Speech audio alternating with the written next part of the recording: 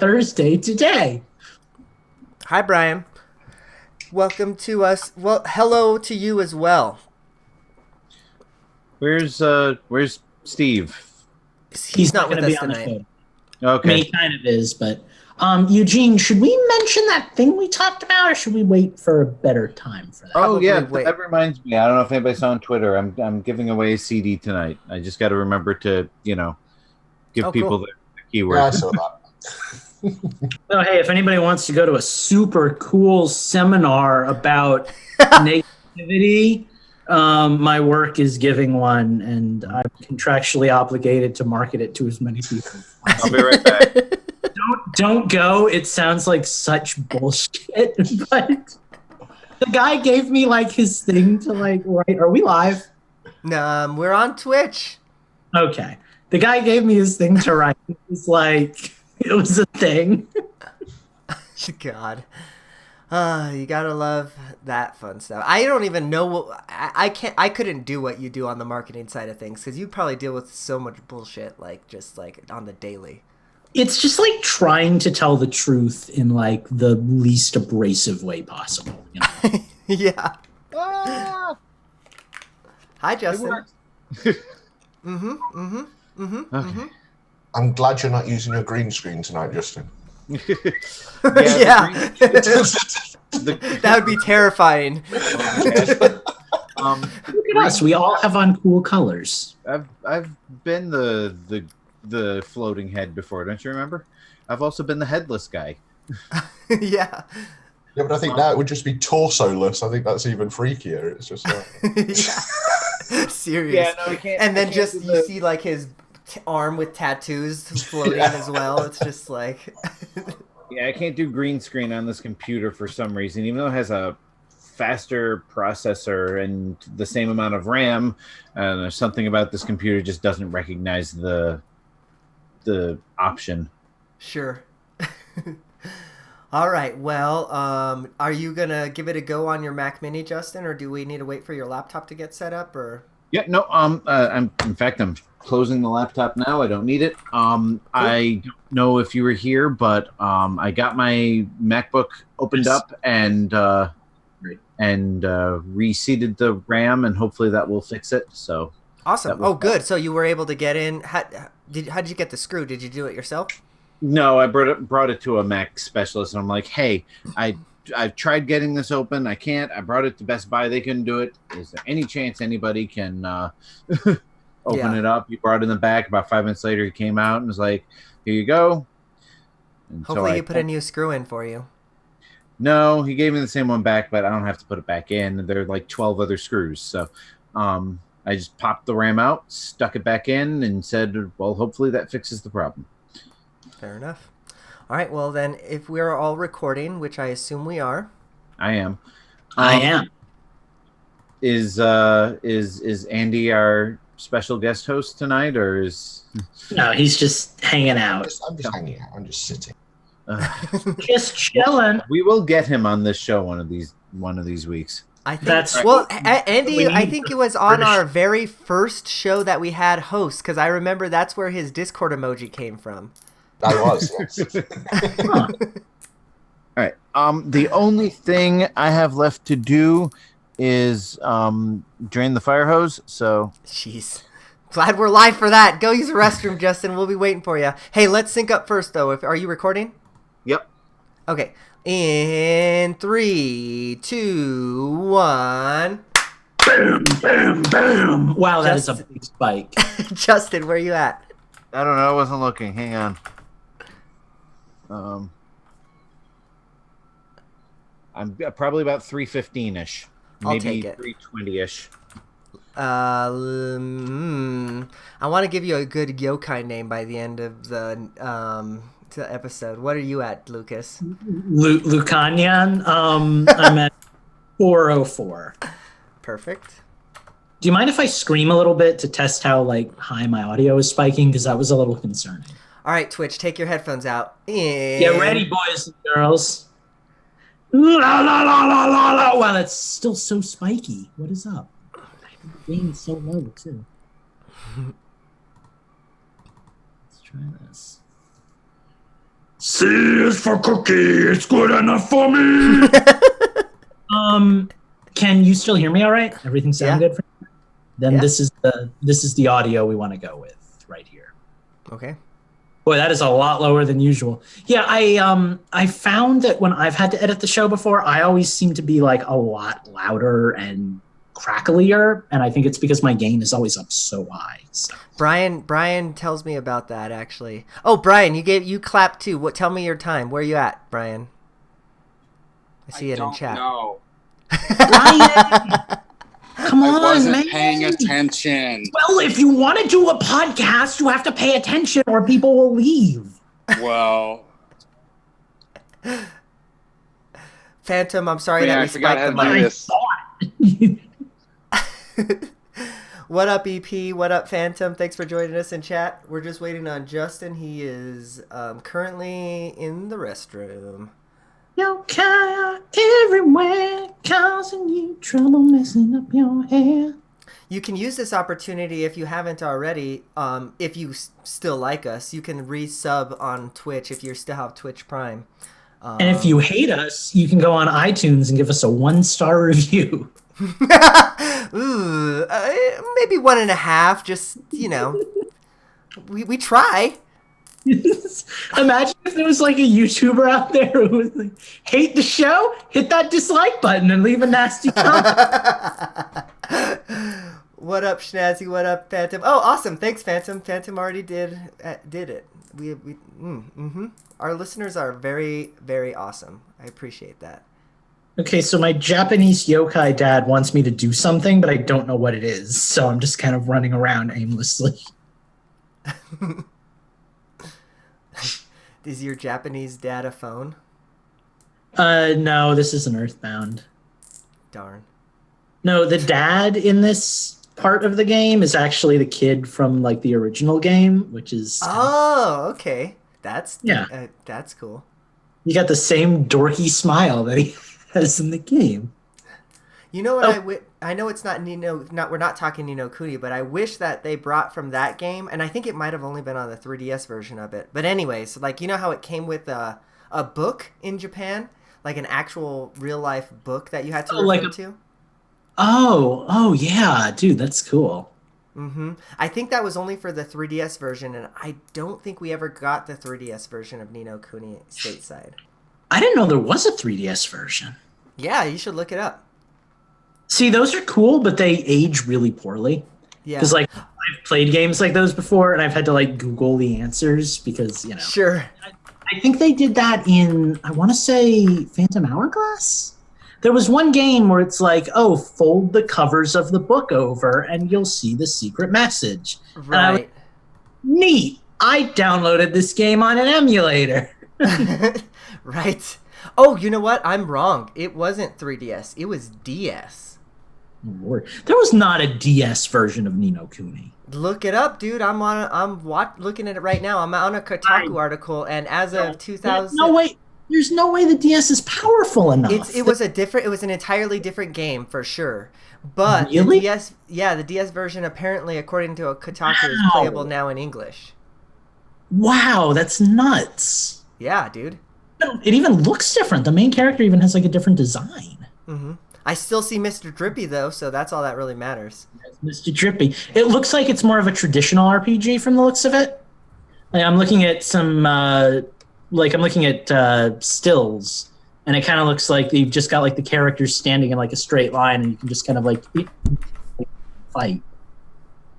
Yeah, it's definitely not the same game, but Ni no Kuni nonetheless. I had no idea that Ni no Kuni was made by Level 5 until I started looking into Yokai Watch. So that I was like, oh, cool, they borrowed from Ni no Kuni. Then I was like, oh, they made Ni no Kuni. It's gonna be good. Right? Yeah, dude, I love me some Level 5. Level 5 is really, like, actually huge in Japan. You know, like... Yeah, I could see it. Ni no Kuni was, like, took over the world, the whole country, like, when it was first around, you know? Yeah. I mean, Yokai Watch was a flash in the pan. Oh, that's what I mean. I'm sorry. Yokai Watch took over the country of Japan. Well, I mean, Kuni kind of took over our country because Studio Ghibli, like anything with them is just like old. But no, Yokai Watch was nuts for like a year and a half, and then it just fizzled hard. Yeah. I was reading, since we're waiting for Justin anyway, I was reading an interesting article about how like they theorized that there's a lot of different like reasons for it, and one of it was just that they totally flooded the market with like. Sure did. Oh Lord, did they? Like you could go. I'll be there in a minute. I don't have any pants on. Hang on. Oh boy. Cool. Thanks for sharing. They like flooded the market with a bunch of toys and games and stuff. And there's this whole like, theory about like when Nintendo releases stuff like Pokemon toys and stuff, you're going to find them, but you're not going to find like an abundance of them, because if they're everywhere, they're going to be less valuable. But with Yokai Watch, they just like flooded stores with a bunch of Yokai Watch merch, and kids were like, okay, this is just common trash. I don't need this in my life. And yeah, well, I know that's how I felt about. Yeah. That's how I felt about the games after a while, because, it had been, I think, like, one of the games was even like a 4-year window between the Japanese release and the English one. But in any case, like, when the English one started coming, like, it was year after year after year, and it's like, okay, but, like, why should I care anymore, Well, and they kind of tried to copy the Pokemon formula where they would release multiple versions, but then they had a version, and I mean, you notice Pokemon doesn't do the definitive versions anymore, probably for a good reason, because people weren't buying the original stuff as much. So, right. Yeah, that makes sense too. If you knew Crystal was coming out, would you buy Gold or would you wait a year? So it's true. What? It's true. But all that aside, I kind of just love Yokai Watch from like a design standpoint, Like it's never going to be like Pokemon for me, but I don't know. There's just something I appreciate about running around and catching monsters. Sure. On your phone, there's already a YouTube app that is set up and approved. I actually have the same thought about one of the games I'll be talking about in Change the System tonight. Not entirely the same thoughts, but it's like, I'm looking to play a game that's like a top-down Zelda. Let me play something from the eShop. It's not entirely filling all of those same I don't know where my itches, phone is but any. yeah, still good. Set it down. Oh, it's in my pocket. All right. Okay. I'm back. Not only did you find pants, but you found a shirt. Yeah, the shirt might go. The shirt might go away because it's warm in here. Fair. All right. Well, we've already synced up. So, what y'all say we get rolling? I say we get rolling. Oh shoot! I forgot my coffee. Get rolling. I will be back in time for intros. Oh boy. Justin seems to be having a real problem tonight. All right, we're going to start the music and we're going to start the show. We're going to go with Steve. Collecting every coin, so you don't have to. Step right up, Kongs. Now is your chance to get your suggestion in for Swanky's Bonus Bonanza over at patreon.com/Infendo Radio. Collecting every coin so you don't have to. Infendo Radio is on now. All right, it is Infendo Radio time, but no, it's not because I didn't start my other recording. Now I'm having a moment. We're going to have to start this over. On the bright side, look at what that headbanging did to it. Yes. That's good. That's real curve, good. Man. All right, take two. Give Justin a little extra time to get over here anyways. Here we go. Step right up, Kongs. Now is your chance to get your suggestion in for Swanky's Bonus Bonanza over at patreon.com/Infendo Radio. Collecting every coin so you don't have to. Infendo Radio is on now. Hello, everyone. It is time for Infendo Radio. It's episode 498. It is the 19th of June.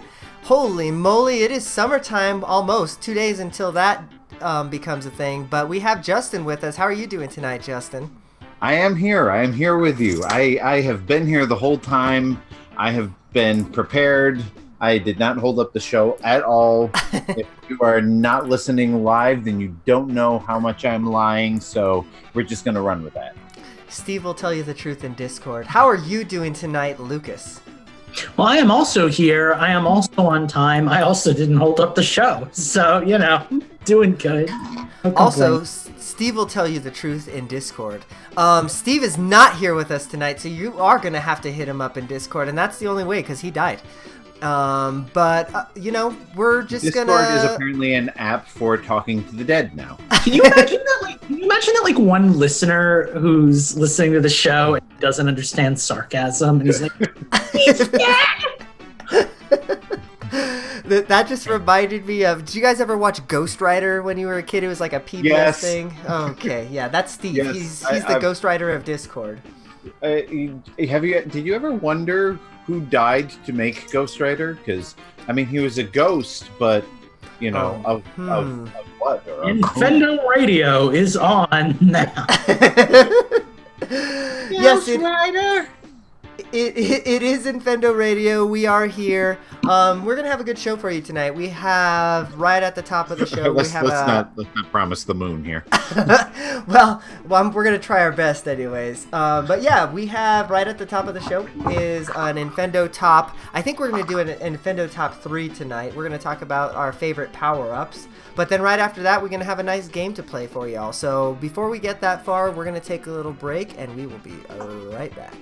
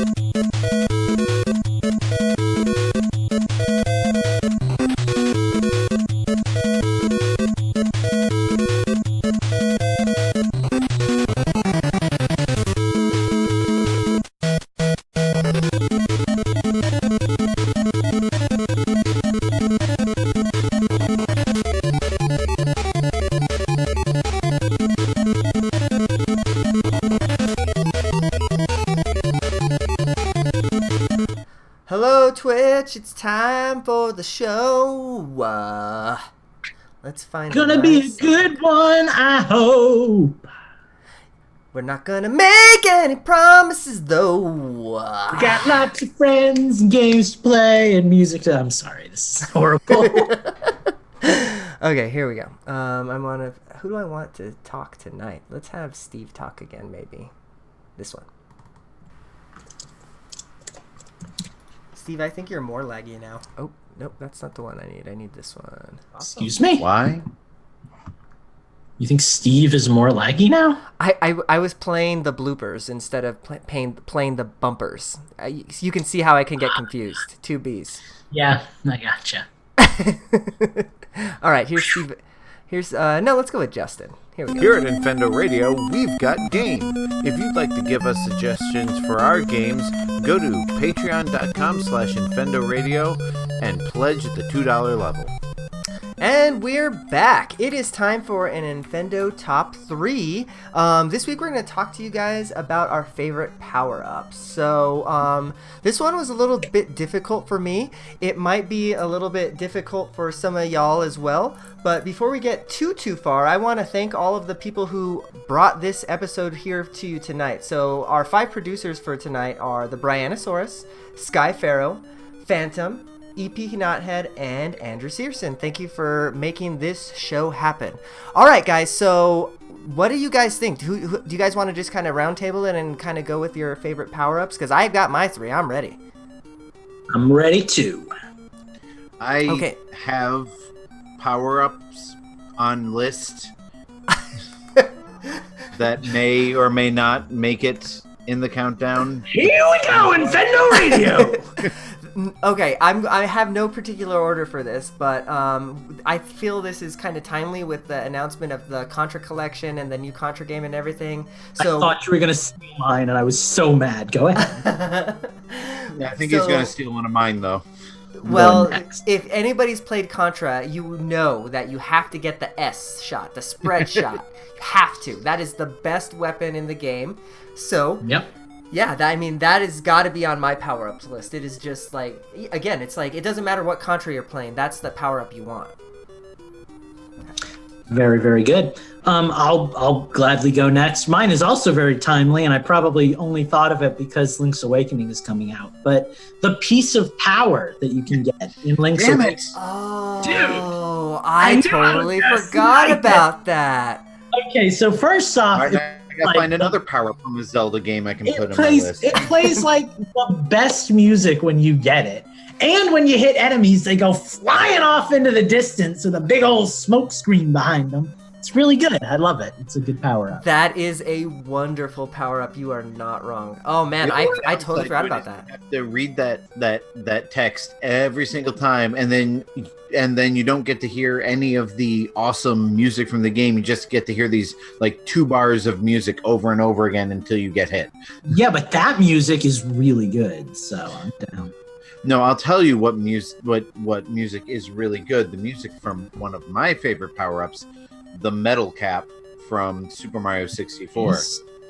Not only is it that awesome 2-bar music from, in the Invincible music from the original Super Mario Brothers, but it's got this awesome techno remix going on. Yeah, I'm really excited. But if I could play music, I would be hosting Nintendo's tonight, and I'm not. So fair enough. Well, I guess since you're already at it, Justin, why don't you give us your next power up? What is your favorite power up? I guess one of the ones on your list. I think that was it. That was it. That was it. That was the. Oh, ha! Yeah. It wasn't just a conversation about power ups. That's literally on my list right there. Okay. No. I'm sorry. I'm tired and I'm not comprehending things lately. Good job, Justin. Well played. Go on. We might have to make this a top 5 because I don't think there's a whole lot of discussion. I could do 5. All right, if you want to go 5, I can go 5. I can come up with some stuff off the top of my head. Well, then let me go next because my next power up is from the Mario franchise. And I felt like I just had to put this on the list. Although not the best flying power-up, it's still one of my favorite Mario power-ups, the Tanuki suit. Because you could turn into the statue, guys, and then they just walk right past you. Like, it's awesome. Oh my god, you could defeat enemies with the statue power that you couldn't with other, except for one of my power-ups, so... Yeah, the Tanuki suit's a great power-up. I like it a lot. I feel as if that should make a comeback in some of the Zelda games. I know that, or some of the Mario games. I know that it was in the 3D Land game, I think, or one of the 3D games. Yeah, it was in 3D Land and 3D World, actually. But I want a 2D version of that again. Yeah, it didn't behave the same way though. Like it was basically like the raccoon suit, but without the ability to fly. So. Right. And then you needed to get the scarved Tanuki suit in order to turn into a statue. And I mean, if 3D Land has any flaw, that's it. That it basically neutered the Tanuki suit. All right. Well, on that awkward pause, I will steal a choice right from this conversation and say that the Tanuki suit is an amazing power-up in Mario 3, but the Karibo shoe is an even cooler power-up because it lets you hop around in a little green shoe and walk on spikes. And also, the Karibo shoe got a power-up of its own in Super Mario 3D World in the form of an ice skate that you get to swim around in the ice with. And swimming isn't what you do when you're skating, but that's what I'm calling it. Yeah. Karibo shoe is awesome. And it makes me think of Yu-Gi-Oh!, which any of you longtime listeners will know. I'm an enormous nerd. So. Okay, I'm so not seeing the connection there. Oh, hey, did I am I, oh, looks like Phantom just subscribed to us. Thank you, Phantom, for subscribing to us on Twitch. Appreciate that. So is it weird that I don't think of the Karibo shoe as a power-up for some reason because you don't get it out of like a question mark block? Well, then you're really gonna hate my next one. Because that's more of a like an item or something because it's not. I don't know. Like I'm gonna give it to you, but in my weird semantic-y brain, like it just isn't a power-up to me, you know? You're really, really, really gonna hate my next one. Six of one, half dozen of the other. All right, Justin, why don't you give us your next one? I guess it's my turn, and keeping in the Mario theme, we may as well knock these all out right off the bat here. Also from Super Mario Brothers 3, the Hammer Brothers suit, which trumps all other Super Mario Brothers 3 power-ups because, I mean, you duck down and you're practically indestructible. You can throw hammers that kill enemies that no other power-up can kill. I'm going to sneeze. That's a secret feature of the Tanuki, or the Hammer Bros suit. And it just looks awesome. I mean, he's all metal and stuff, and it's one of the few power-ups that has never returned in any. I was just going to ask, form. Has that ever been back at all? No, they brought back Karibo's shoe. They brought back Tanuki suit. They brought back the raccoon suit. I guess frog suit is still missing, but yeah, the Hammer Brothers suit has never come back and never had anything even close to it. So interesting. One of those little Mario 3 anomalies. Yeah, for sure. All right. Well, I guess that brings it back to me. Kuribo's shoe, by the way, literally translates to Goomba's shoe, but for some reason the Nintendo localization team did not translate Kuribo to Goomba, so that's one of the rare cases of a Japanese name carrying over to the United States. Well, and also fun fact, the word Karibo like translates to like hazelnut or something like that. Chestnut. I think it's like chestnut people they're called. Wait, say that again. It translates to what? Really? Chestnut. I think Justin is right. Yeah, the Goombas are literally translating Japanese to chestnut people or chestnut creatures. It's gotta have something to do with like an actual mythological creature because again, Yu-Gi-Oh! Karibo, and it was accepted. So sure. Okay. All right. Well, I guess that means that it's back around to me. So I'm going to pivot somewhat out of Mario, kind of, sort of. I'm going to go with the hammer in Donkey Kong because that's a good power-up. And yeah. But you can't jump with it.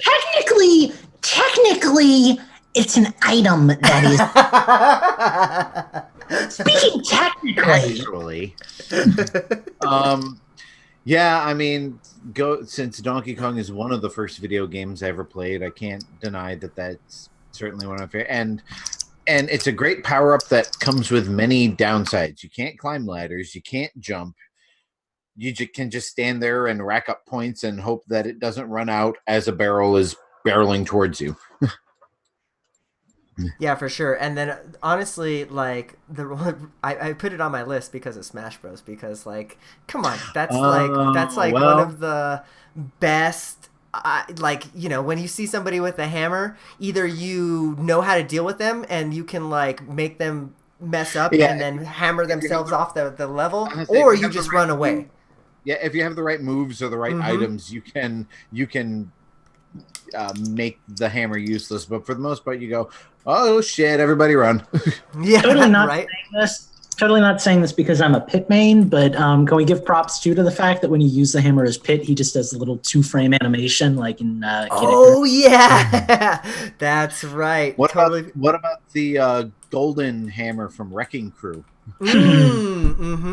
Yeah, that's but right. the music isn't as good when you use that one. So. Also, the best part about the hammer is when the head of the hammer falls off and they're stuck there doing this motion. Yeah, the hammer and fling it at them. Yeah, that's great. Yeah, I don't think it happens often enough in Ultimate, quite honestly. But yeah. All right. Well, who wants to take next? I'll take next. I think Lucas takes next. I'm pretty sure that's how this works by now. One of my favorite power-ups is the Various suit from Metroid. And I know I'm going to say, that's not a power-up, that's an item. But it's an item that you collect for the entire game. Ergo, I'm considering it a power-up. But you know what? See, this is the thing. You actually get that one from a Chozo statue, so all of those ones are power-ups. So I think of them as power-ups. I also think of like the tunics in the original Zelda as power-ups. They're not. It's a power-up. You get it and you just power it up. But anyway, the Various suit. The cool thing about Metroid and like Super Metroid, most of the Metroids, honestly, is that the iconic image of Samus that we all think of isn't how she starts most of her adventures. She starts in just her regular suit with the two little, triangle chest pad things. Which I prefer the look I actually also prefer. I'm disappointed that Smash Brothers never has the power suit or the fusion suit as costume options. Yeah, but there's a fusion suit recolor, and they do have the recolor. Can't remodel it or anything. It's not like they're busy putting 80 characters in a game. Right.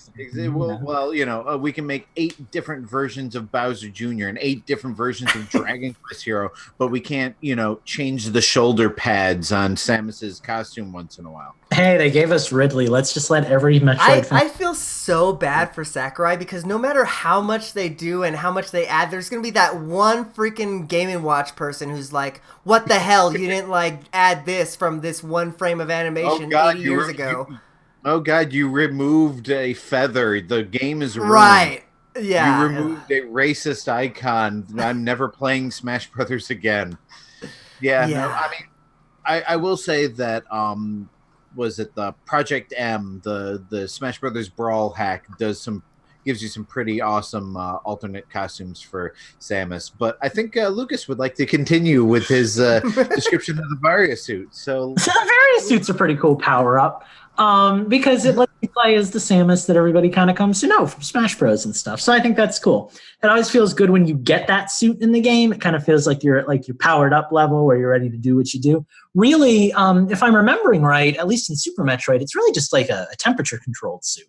So I go into the hot areas and the cold areas without dying.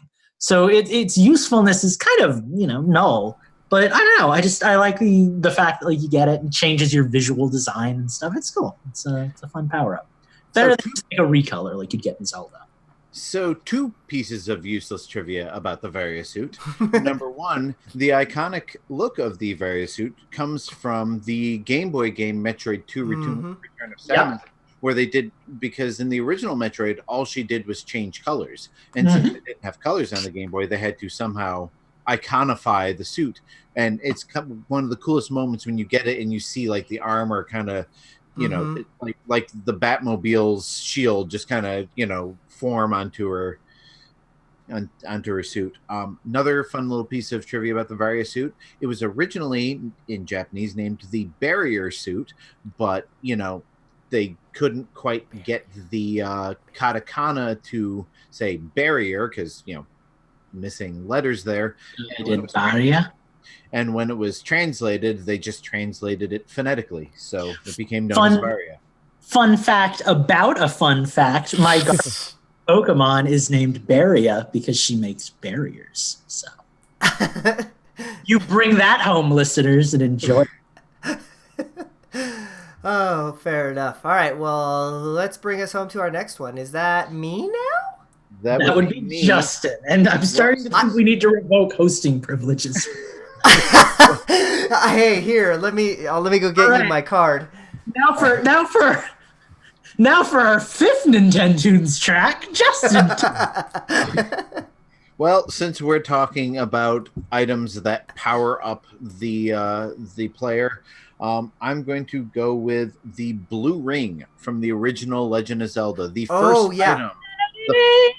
The first item I ever get whenever I play that game. I will just grind for the first, however long it takes to get the 255 rupees, go straight into the shop and buy the blue ring, and it makes everything else for the next, half of the game that much easier because you take, 1/4 damage. Right. Yeah, that's not a bad... Which is why the SP version I was just going to say starts you off with the blue ring because, basically it's just taking that useless grind out and saying, here's something you can have at the very beginning of the game. Anyway, we're just going to give it to you. Fun fact, I have never once grinded for the blue ring. Never always the first never thing. Even thought to. I'm just like, here we go, dungeons. Yeah, no, I usually kind of wander around the world and pick up all the heart containers I can, and then I do maybe the first dungeon just because you get more rupees in the dungeons than you do outside, and then once I get 255 rupees, I go straight to that little shop in the corner of Lake Hylia, buy the blue ring. I'm like, I'm good. Right. Fair enough. And then the magic shield. I know we're going on a tangent here, but I really want a remake of that game. Yes. Game. All right, Nintendo, Grezzo can do it. They've done it for 3 or 4 Zelda games already. Give them the NES Zeldas, both of them, and say, here you go, remake them, modernize them, make them pretty and playable. I feel like I have no desire for that. Oh, I do.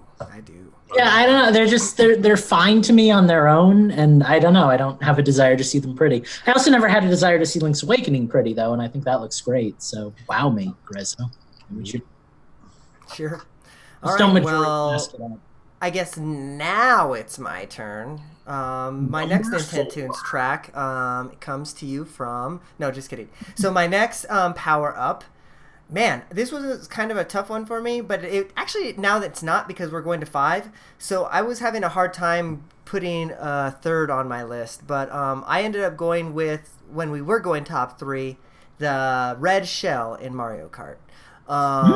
That is a dang good power up, man. It's multi-use, right?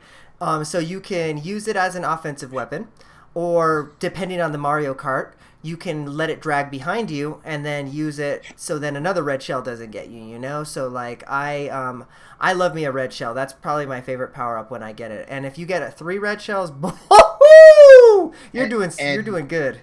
My favorite thing about the red shell, and this only works in the Game Boy Advance game Super Circuit, you can drop a red shell on the track behind you, and when the next racer drives past it, it will home in on them and hit them. Wait. Is that a thing? Really? Yeah. Wow. You can, yeah.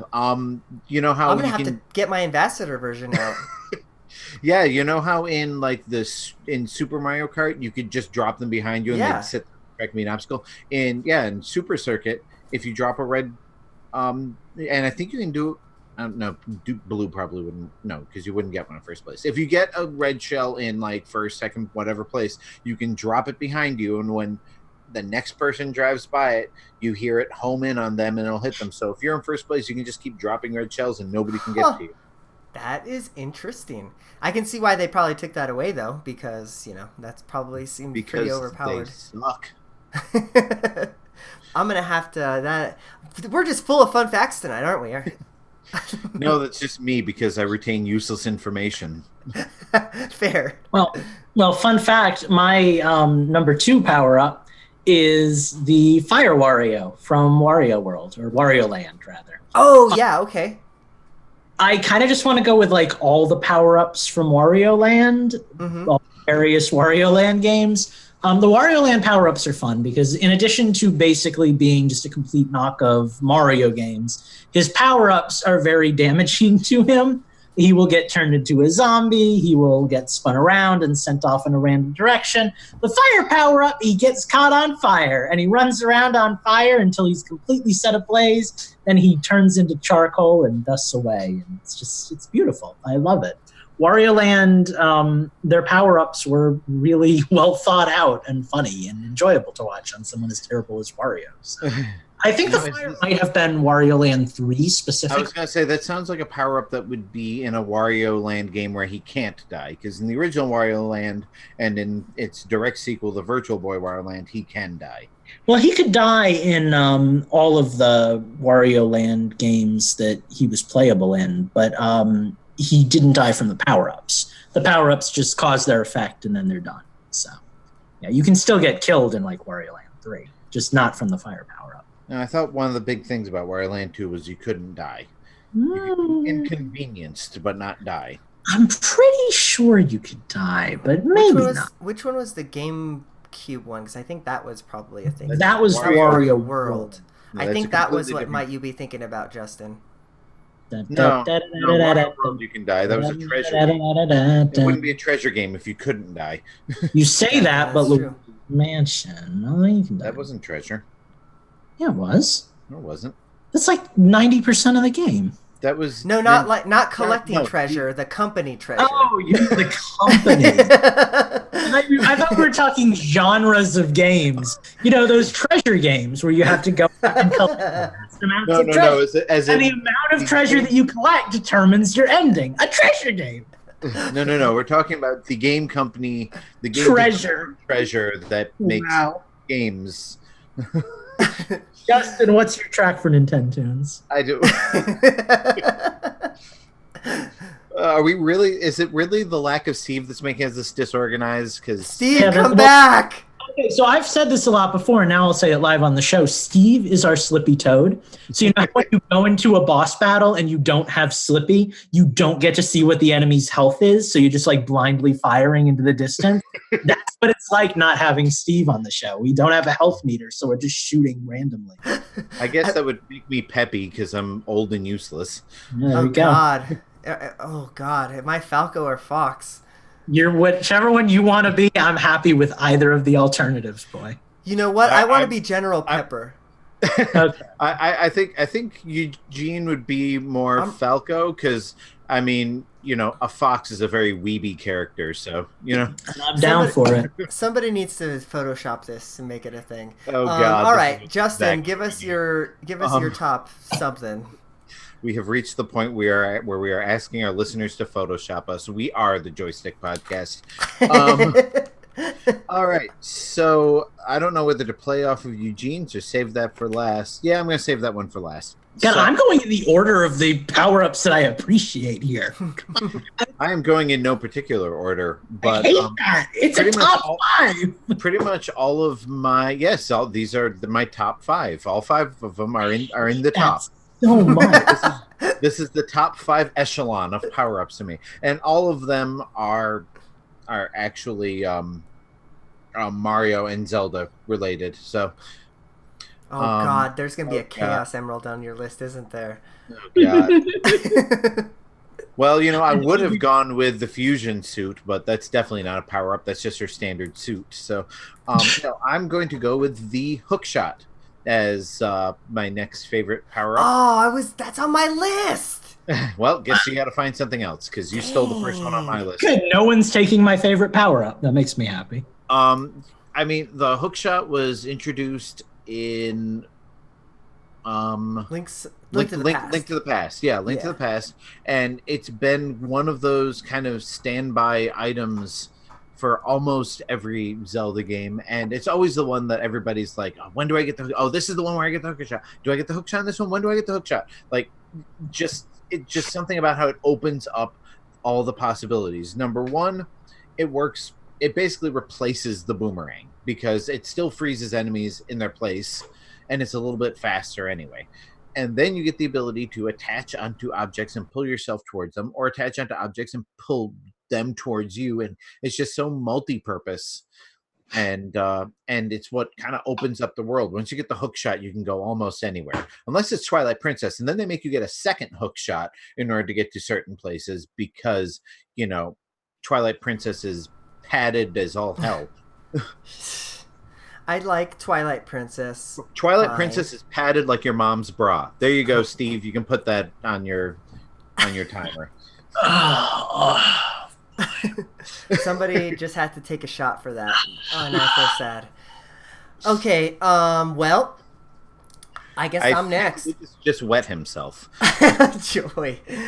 Steve actually has the right of it. The claw shots were a lot more fun than the hook shot. Ooh, the double claw shots. Yeah, right? Well, that's what I'm saying is, like, hey, I have the hook shot. I can go claw shot. They're the same thing. I can go anywhere. And then you get to certain places in Twilight Princess. I'm like, why am I just dangling here doing nothing? And how do I get that one? It's like, damn it, game, you're going to make me get another one of these stupid things.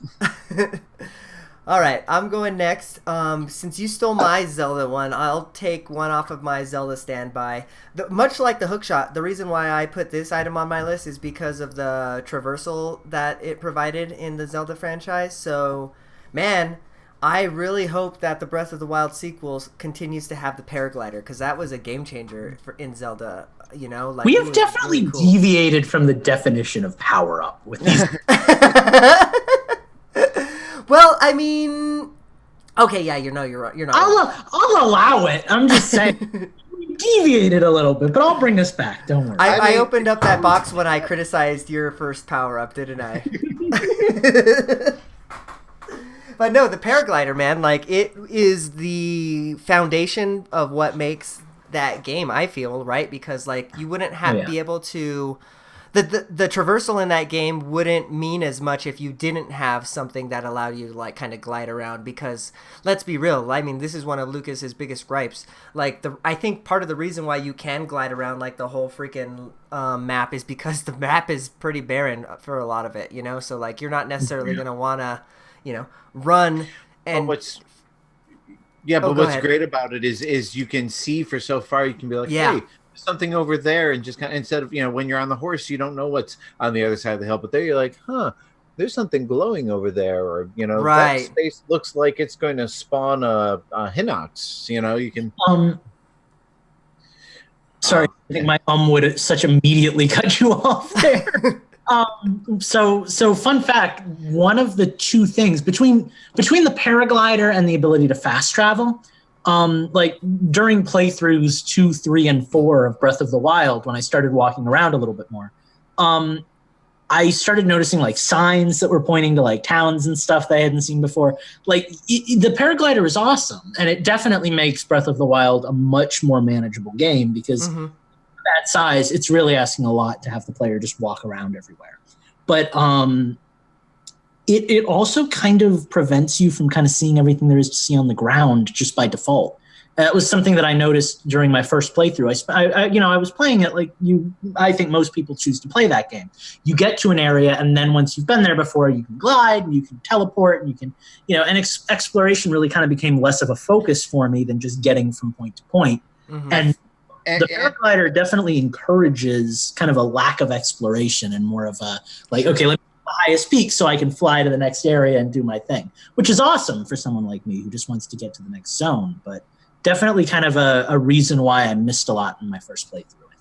Yeah, and I think, like, when you combine the fast travel to 120 shrines and was it like 6 towers, plus the paraglider, plus Rivali's Gale, like, you can pretty much get anywhere on the map without having to visit any place in between. And like, I remember complaining actually early on in the game that I kind of wish fast travel wasn't quite so convenient in Breath of the Wild, because like, it discourages some of that blind exploration where you can be like, well, I want to get over there, so I'm just going to warp there instead of traveling there and discovering stuff on the way. But Skyrim did an interesting job of that, because it does let you fast travel to any like location that you found, like a cave or a bandit hideout or something like that, as well as letting you pay somebody to just bring you to any of the actual towns in the game.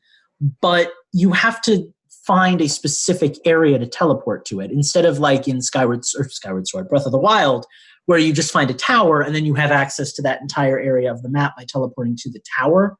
Like in Skyrim, you can teleport to like individual caves and stuff. So there's a bit more of a desire to kind of explore everything. Also, you don't fly, so that makes a big difference. But being able to teleport there. You're not supposed to be able to fly, but I've seen it happen. Also, I'm getting breaking news from our newsroom that Steve would like us to mention the Elytria in Minecraft. Basically, the Mario cape from Super Mario World that lets you fly around. And Steve would like me to say that it encourages exploration more than the paraglider, but there you go. You got it, Steve. Have a good break from the show. Whose turn is it? Lucas, I think it's your turn. It's right? my turn, and I am going to tell you all right now what the best power-up in the history of power-ups is.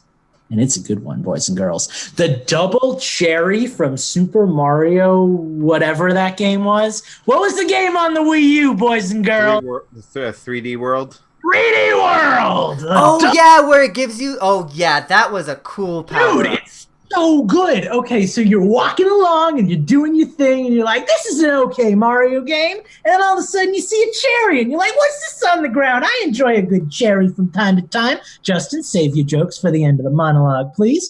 Anyway, you eat the cherry and then boom, there's two of you. All of a sudden you're looking at another Mario. You're like, what's going on here? I don't even know. Then you keep picking up cherries and there's 3 of you and 4 of you and another power up like the fireball or the ice ball, and all 5 of you got it, and y'all shooting ice balls at each other at the same time. I want to pause there. That was so cool. That was so cool when you turned your 3D slider on, when the ice balls and fireballs were all going everywhere. Oh my god, yeah, that was cool. Except I don't think there was a double cherry in 3D Land. So I think there was. I think there was. I legitimately can't remember. I'll look it up. Keep vamping. Okay. The moral of the story here is back to you, Brooklyn. The double cherry is so freaking cool. It has, I think part of the reason why I like it so much is because you only get it in a couple of worlds. So it's a very limited item, but man, it's fun. You get your own little army of Marios and Peaches and Toads. And when you get hit, there's no like original. So you just keep losing characters until there's only one of you left. So it's not like you even have to. Which is kind of dark to think because. Yeah, who survived? There can only be one, but is he the original? Is he a copy? We may never know. So this just in, not in 3D Land. Django Fett is the original. Yeah, it wasn't in 3D Land. It was in 3D World. You were right, Justin. It's in that and Treasure Tracker. So I guess false remembering, but memory I'd like to have nonetheless because it sounds awesome, Eugene. All right, well, I will just go on record to say, as fun as the double cherry is, it is the most useless power up because it doesn't power you up at all. It just makes more of you. No, dude, it's super good. You've got 6 fireballs you're shooting all at once. You're jumping on a bunch of enemies. It's awesome, man. It's so good. Now, best power up, hands down. Nothing can top it. I don't know why. I just love that power up. Every time I get to that spot in Mario 3D World, I'm like, you gotta let me do it. It is a good power up. So much fun, man. Well, Justin, what can you top it? Can you bring that level of enthusiasm to your performance?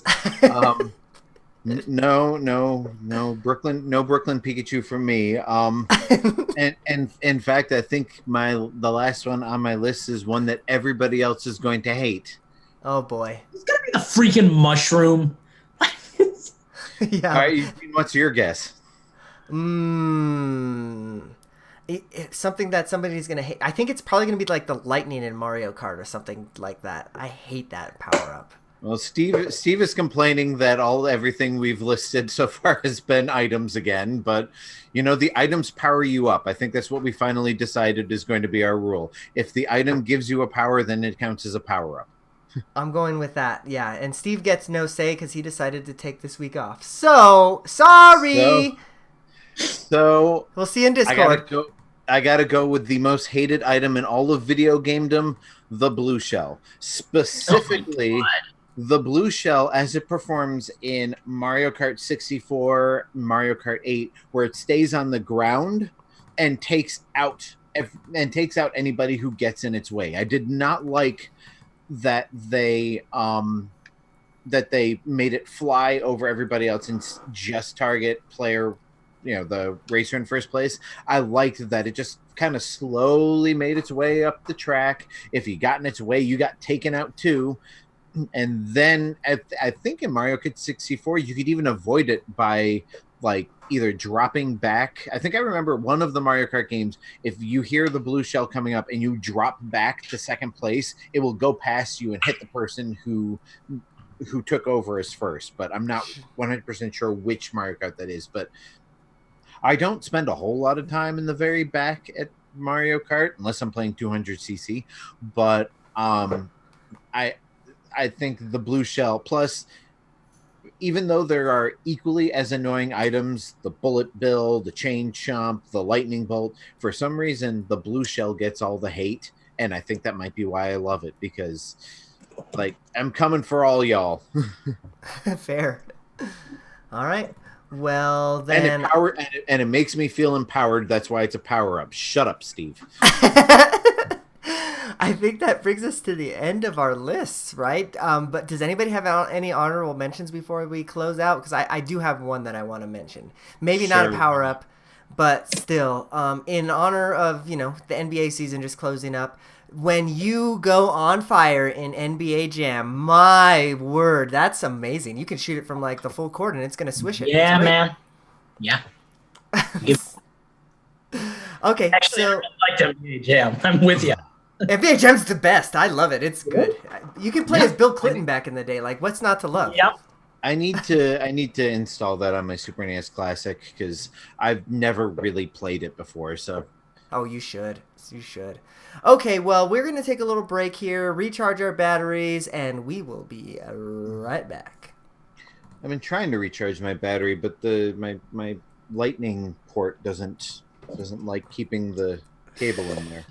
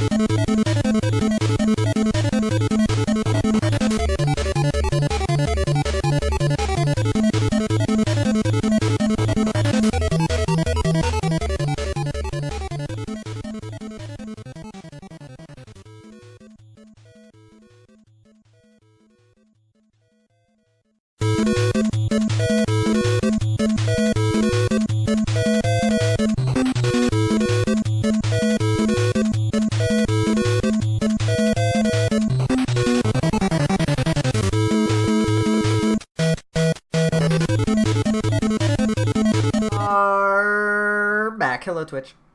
Okay, We're not and I doing a Nintendo Tunes tonight, but Justin's going to tell you why. Yeah, I've been having major computer. It's okay. That'll settle itself out when you're like 17. God damn it. Clearly, I'm the only one here who's played Lego City Undercover. Y'all suck. I keep telling you to play it. You would have gotten that joke. Anyway, I never really wanted to play it.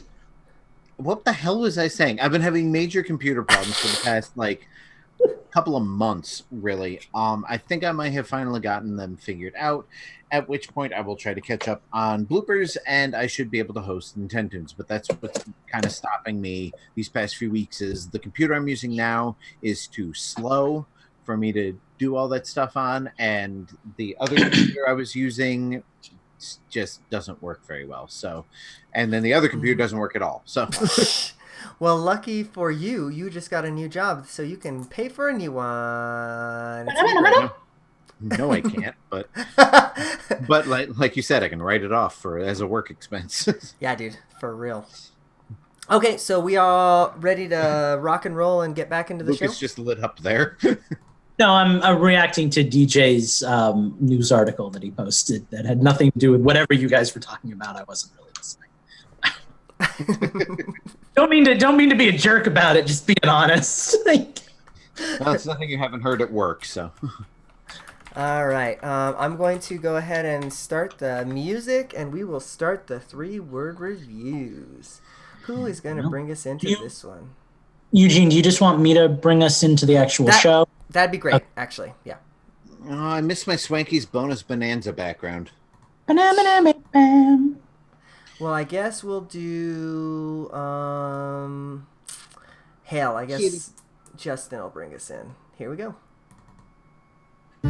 Here at Infendo Radio, we've got game. If you'd like to give us suggestions for our games, go to patreon.com/Infendo Radio and pledge the $2 level. Hello and welcome back to Infendo Radio. Wasn't all that talk about power-ups awesome? Well, now we're going to switch things up a little bit. We're going to play a little game for you guys. If you're a patron, you were probably expecting Nintendo Tunes, and apologies for that, but we had a little hang-up. So instead, we're going to be doing 3-word reviews. We will hold your Patreon suggestions for our next round. With that said, gentlemen, are you both ready to play 3-word reviews?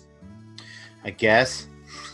Oh, I'm I ready. can't complain. You're saving my ass right now. So I'll take that as a yes. I'm also really excited for this because if you listened to last week's show, you'll know that I posted one entire round of whatever game we played last week. So this feels like my redemption song. If you're new to the show and you haven't heard us play 3-word reviews before, the way it works is I have 10 games on a notepad list that I just typed up during the break. These lovely young men are going to be not really guessing, they're going to be coming up with reviews for the games. The catch is that they have to do the 3 words. That's why we call it 3-word reviews. With that said, gentlemen, let's break into the first game. Drum roll and... Thank you very much. Your first game is Super Mario Bros. 2 USA Edition. Oh, okay. I'm going to give each of you a moment. I got it. With a review. I'm going to, you know what? We have never done this before. I'm going to give you 10 seconds each time to come up with a review. And then we're just going to dive into it. Since there's only 2 of you this week, we're going to just go back and forth between who goes first. Justin said he had it. So Justin, hit me with your 3-word review.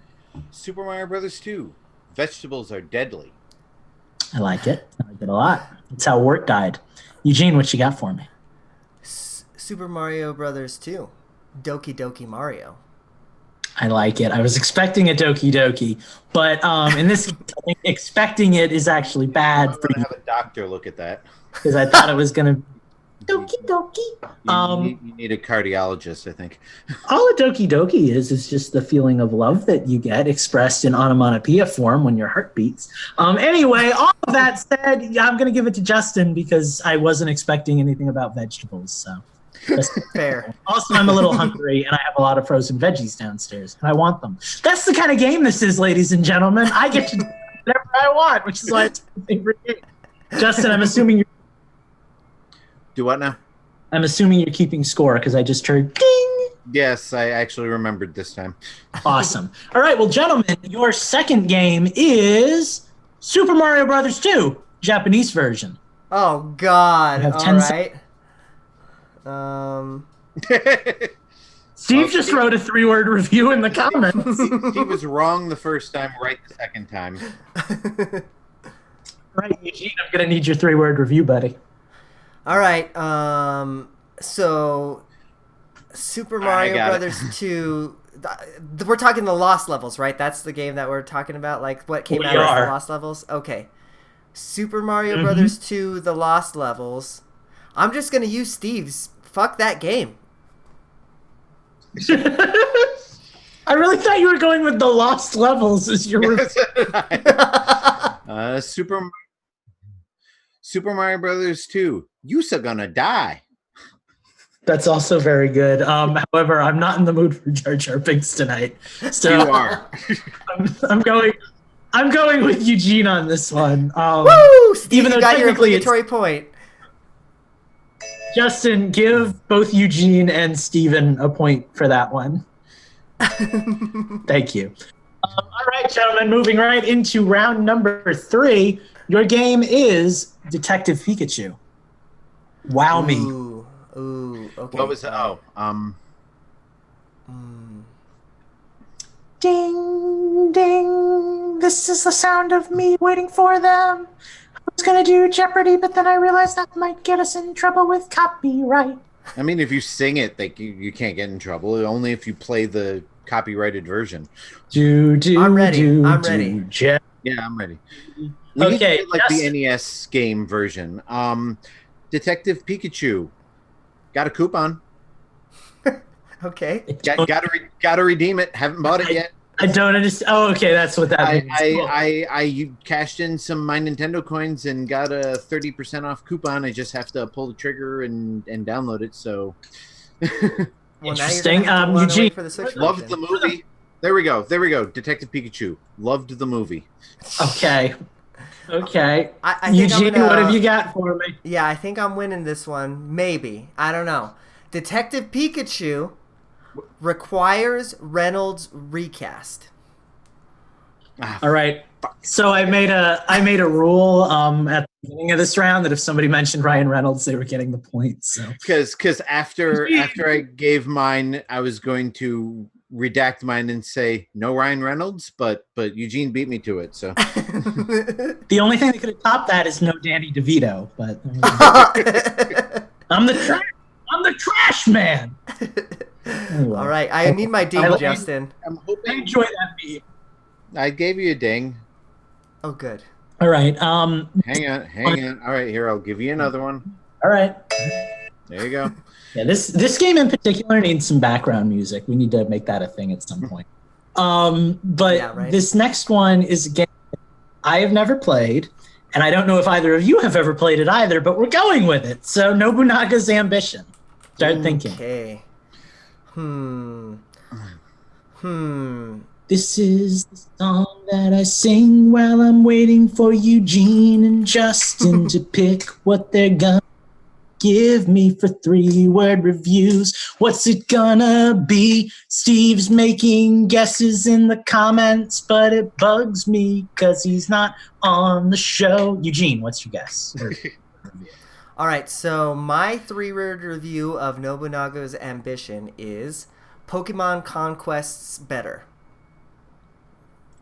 That's 3 words. Interesting. I feel like you got that from Steve. Okay, Nobunaga's Ambition. He literally wrote that in the thing. I swear I didn't see that in the chat, Steve. I swear.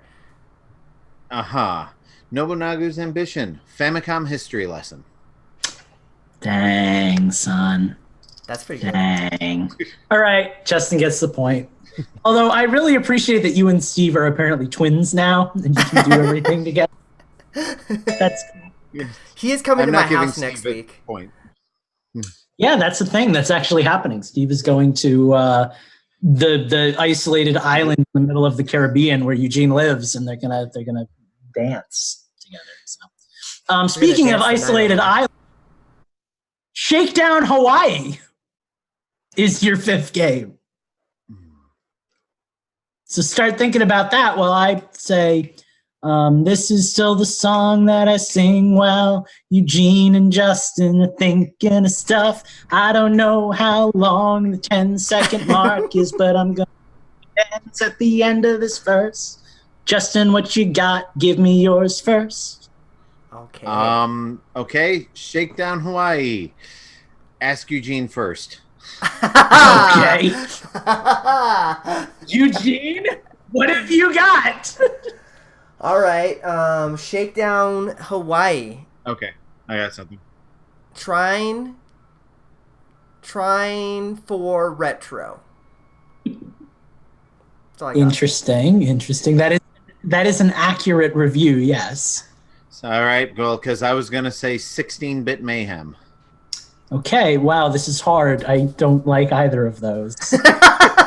I couldn't fit anything good into 3 words. So I think that Eugene was just doing little air fingers to try to figure out if 16-bit is one word. And I think on that technicality, I'm going to side with Eugene because you could argue that 16-bit is one word, but you got 16-bit.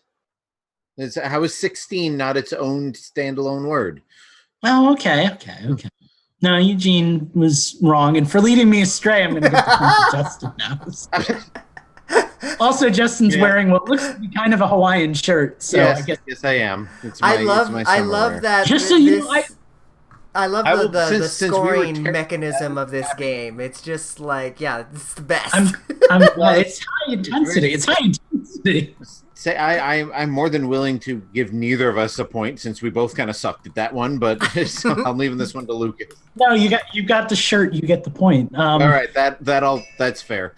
So just so you know, as arbitrary as the scoring is in this game, I usually come up with a thing while I've got the game that I'm like, if somebody says this word in their review, I'll give them the point. That time it was literally any Hawaiian word, but nobody went with like aloha shakedown Hawaii or something like that. Nobody got that. Anyway, we are at the halfway mark. You should have gotten the coconut, Eugene. Well, this game. I'm gonna give us some game music here. Let's listen to a little bit. Do more. It. Yeah. So why don't you give us Why don't you give us a score update, I'm gonna mute Steve in the chat because he's just ridiculous over there. Justin, give us a score recap. The score recap is Eugene and I. Oh no, Eugene and I were tied. I am in the lead with 3. Eugene has 2, and this won't get a copyright strike or anything. And has his obligatory 1 point. It's okay. We can't get copyright struck anymore. We're on Twitch, not YouTube. They like us. Well, and as long as we keep talking over it, it's safe. So, Eugene, I thought you said like 10 seconds ago you were going to play Mario music? Did I say Mario? I don't know. I just picked music. Maybe I just heard wrong. Okay, so anyway, Steve's got 1, Eugene's got 2, Justin's got 3. What is this from? Animal Crossing. That's what I thought. Okay. Just confirming. Okay, moving right along to game number 6. Perfect match for this music. Link's crossbow training. Gentlemen, start thinking. Okay, I'm ready. Wow, I like your can-do optimism, youthful spirit. All right, hit me with what you got. Link's crossbow training. That zapper sucked. Yeah, that zapper did suck, man. I didn't even play with a zapper when I played it. Just pointed a Wii remote at a screen and it was like, Pachoo! If you really want a zapper, you get the the Nyko GunCon or whatever it was called. Yeah, I know what you're talking about. That's not what it was called, but I have 2 of those. And those actually sell. Gentlemen, I don't appreciate these. Nyko Perfect Shot. The Nyko Perfect Shot, and those are actually really expensive to buy now because they were the only good gun. Okay. I will give you 5 seconds, sir. Okay. Link's crossbow training. I was just gonna say Wii Zapper included or included with Wii Zapper, but that doesn't fit. So Wii Zapper included. All right. Well, Eugene gets this one because he did it better, but Yeah. appreciate the effort on both fronts. Don't appreciate the stall tactics. That was very appropriate. That in was this a stall tactic. That was just being distracted. You can say whatever you want, but I happen to know for a fact that you never get distracted on the show, Justin. No, I distract everybody else. Also Game true. number 7. Game number 7 is Yokai Watch. Give me what you got, boys. Okay.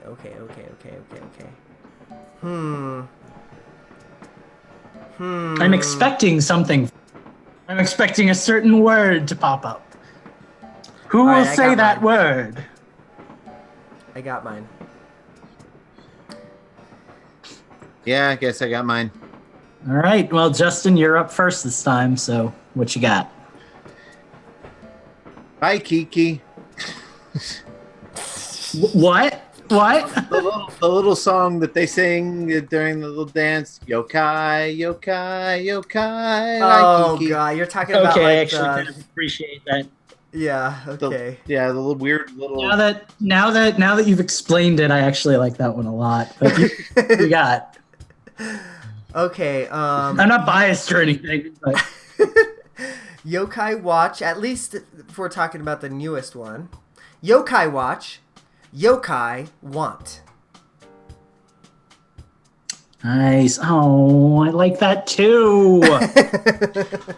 But is it yokai only one word? It's a pun, you see. Oh, wow. Yeah. See? Technically it is.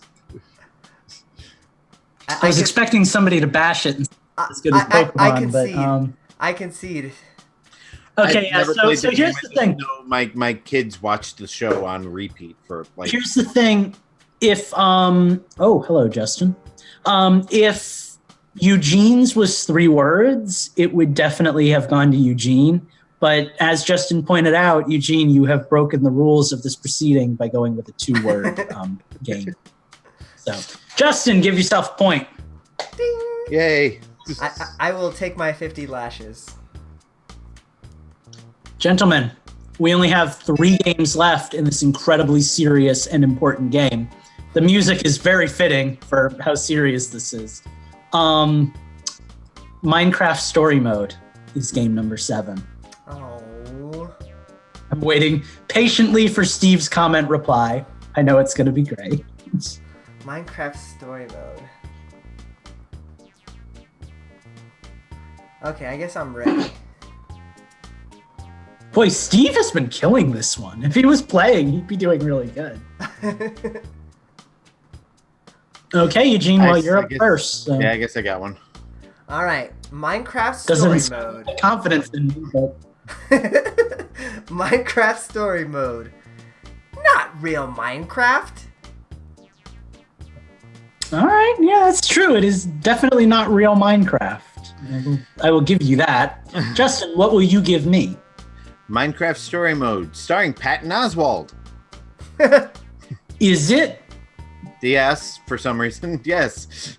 Wow. Okay. Well, then I'm sorry, Eugene. But Dang it! what does that put the score up to? I think I'm winning. Hang on. Yeah, I've got 5. Eugene has 3, and Steve has 1 for some reason. All right. Well, in the interest of making this possible, the next 2 will each be worth 1.5 points. So, Ooh. good luck, gentlemen. Why not just make them worth 2 points, and then Eugene can win? Because then Eugene can win really easily, and I'd rather Eugene have to work for his victory than 2 amazing. But he can't win now. He's only tied. Okay, each one is now worth 60 points. Gentlemen, Okay. begin. I'm just trying to make it fair, but yeah. Okay. Well, now it's super fair. So, let's do this. 60 points are on the The rules are line. made up, and the points don't matter. All right, Exactly. let's get this over with. Game number 9 is Snipper Clips. Ooh. What is it? Snipper. Snipper clips. Oh.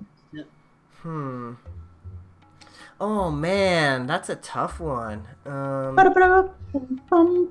I think I got it. Okay, Oh, I think I DJ did too. went with a dark. I think it may, unless you're just incredibly innocent, in which case I like you. I like you either way. I think it was Justin's turn to go first. Justin. Yes, snipper clips. Cut me, baby. Oh, that's equally dark. Cool. Cool. Eugene, what did you got? Snipper clips. Requires player 2. It's true. I played all of Snipper Clips by myself, and it was a lonely experience and reminded me that I am alone. I might die alone. Who gets the point? Who gets the point? Which one of those answers was darker? And I don't know. That one goes to Eugene. Oh, Fair okay. enough. I guess. Which means that this one decides the winner because, as you know, this one is also worth 60 points. So, Eugene has if we're doing the 63 60-point thing, points. I'm not keeping score anymore. Eugene, oh, it's okay. I can keep track for you. Eugene currently has 63 points. Justin, you currently have 5, and Steve currently has 1. So, for the win, and So the neither of us can win with 64 points, which is just disappointing. No, that's impossible. Okay. This one is worth 59 points. Nintendo. Ooh. What? Nintendo Land. Ooh. Damn, that's 4 words. Boy, Steve is really killing it. Okay, tonight. I think I got it. I know none of you got it. can see what he's saying, but Steve is just blowing up the comments section. All right. Is everybody prepared? Mm-hmm. Yeah. All right, Eugene, take us away. What have you got? Nintendo Land. Gamepad's best usage. That is fairly accurate. Yeah. I got nothing funny either. Nintendo Land, vastly underrated game. Ooh, but that's so true. Huh. That's Yes, yeah. and If underrated is hyphenated, then it's technically underrated is one word. I'm not getting off on a technicality. So I have 2 arguments for why I think Justin might be getting this one. Number one, he completely destroyed you when he implied that yours wasn't funny because his wasn't funny either. So that was. And number 2, I kind of think that the Twilight Princess remake had a better use of the gamepad, personally. That had all the items on the touchscreen. It was really easy to use. So I think I'm giving it to Justin. And that's also convenient because as this round was worth 59 points, that means that Justin ekes out a win, 64 points for Justin, 63 points for Eugene, 1 point for Steve. Good job, guys. I'm proud of you. Very nice. I don't know. I'm just going to make it ding because I have no idea how to fix this. Make it ding! All right. Well, thank you all for playing. As you can see, we took it very seriously. All right. Well, we'll take a little break and we will be right back.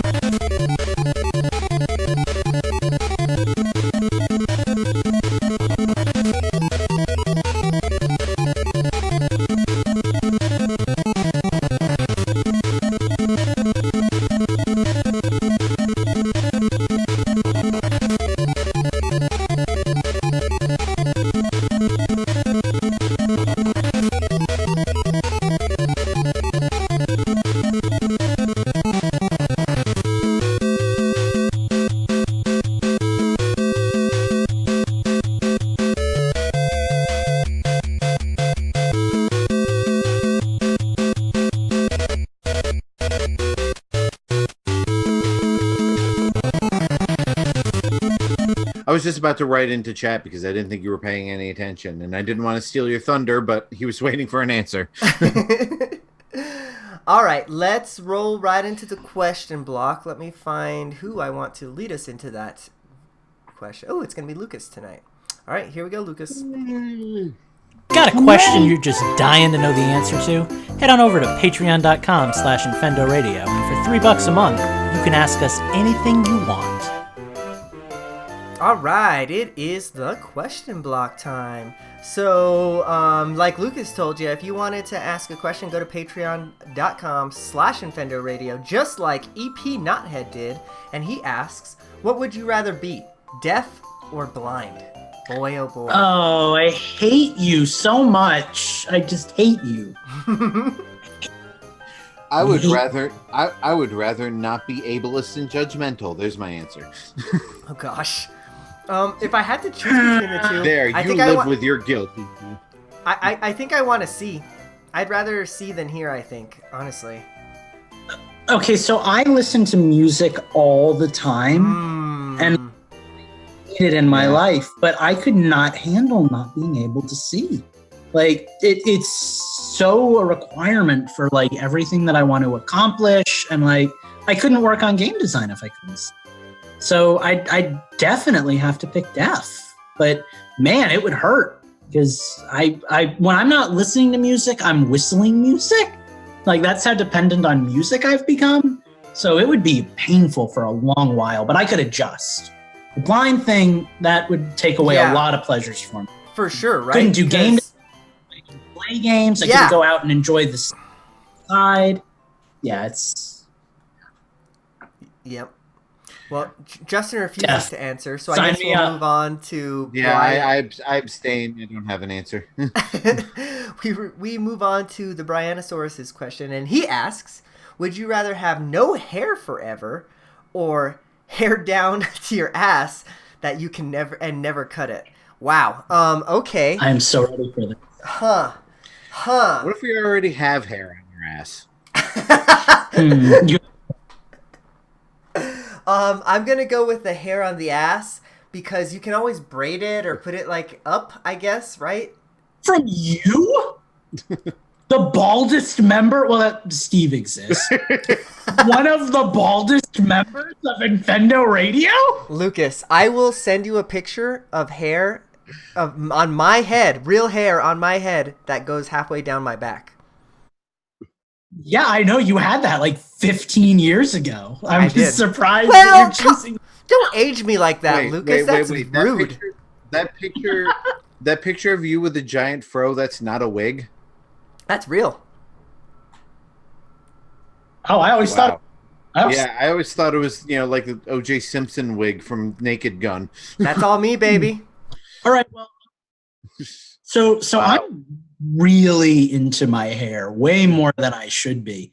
I love it. I think other people should love it. But I've been watching a lot of One Punch Man lately, and he pulls off the bald thing really well. And I think if I had to choose between having the dad from Steven Universe's hair or just Saitama's hair, I would go with that one. So make me bald, make me buff, and I'll just giant monsters all day. Fair enough. I don't know what I'm reading in chat. I need to close chat. I need to mute Steve. Yeah, maybe don't read the chat while we're doing the show. Well, these are the people who pay to be here. I figured we should pay attention to them, but it's like 90% Steve. Yeah, he doesn't pay nothing. He doesn't deserve our attention. Yeah, I mean, wouldn't care if I was bald. If I had to choose between the two, I'd rather have the long hair. I've had long hair before. The only problem is my long hair gets puffy and warm. Yeah, I guess I'd probably rather be bald, come to think of it. Punch! Welcome to the team, buddy. Because you get a nice refreshing breeze on your head, and when it's cold out, you just wear a hat. But, I always swore that there's no baldness in my family, there's almost no risk of me going bald. But I always said if I were to be significantly balding, I would just let it happen. No comb over or Rogaine or any of that for me is. No, see, I wouldn't like that. I wouldn't let it. I wouldn't let it happen. I would try to go back, but if it looked bad, I would shave the whole thing. I think a shaved head, like that pathetic. I'm trying, but I'm not pulling it off. Look, any day of the week. Yeah, that's if you're going bald, own it. It's not a bad look. Just being bald is a better look than balding and trying to fight it. The only scary thing about being bald is you don't know what your head looks like under that hair until you shave it. So you could have one of those like super creasy heads and you don't know it, but good luck. Hopefully it's solid. So I read Brianosaurus's second comment, and he said that you can't tie the long hair up in a man bun or whatever. So guys, I'm on the ball train now. One punch! Welcome to the team, buddy. All right. Well, that brings us to the end of the question block. If you want to be a part of the show, you can too. You can go to patreon.com/Infendo Radio. We will be right back. We changed the system.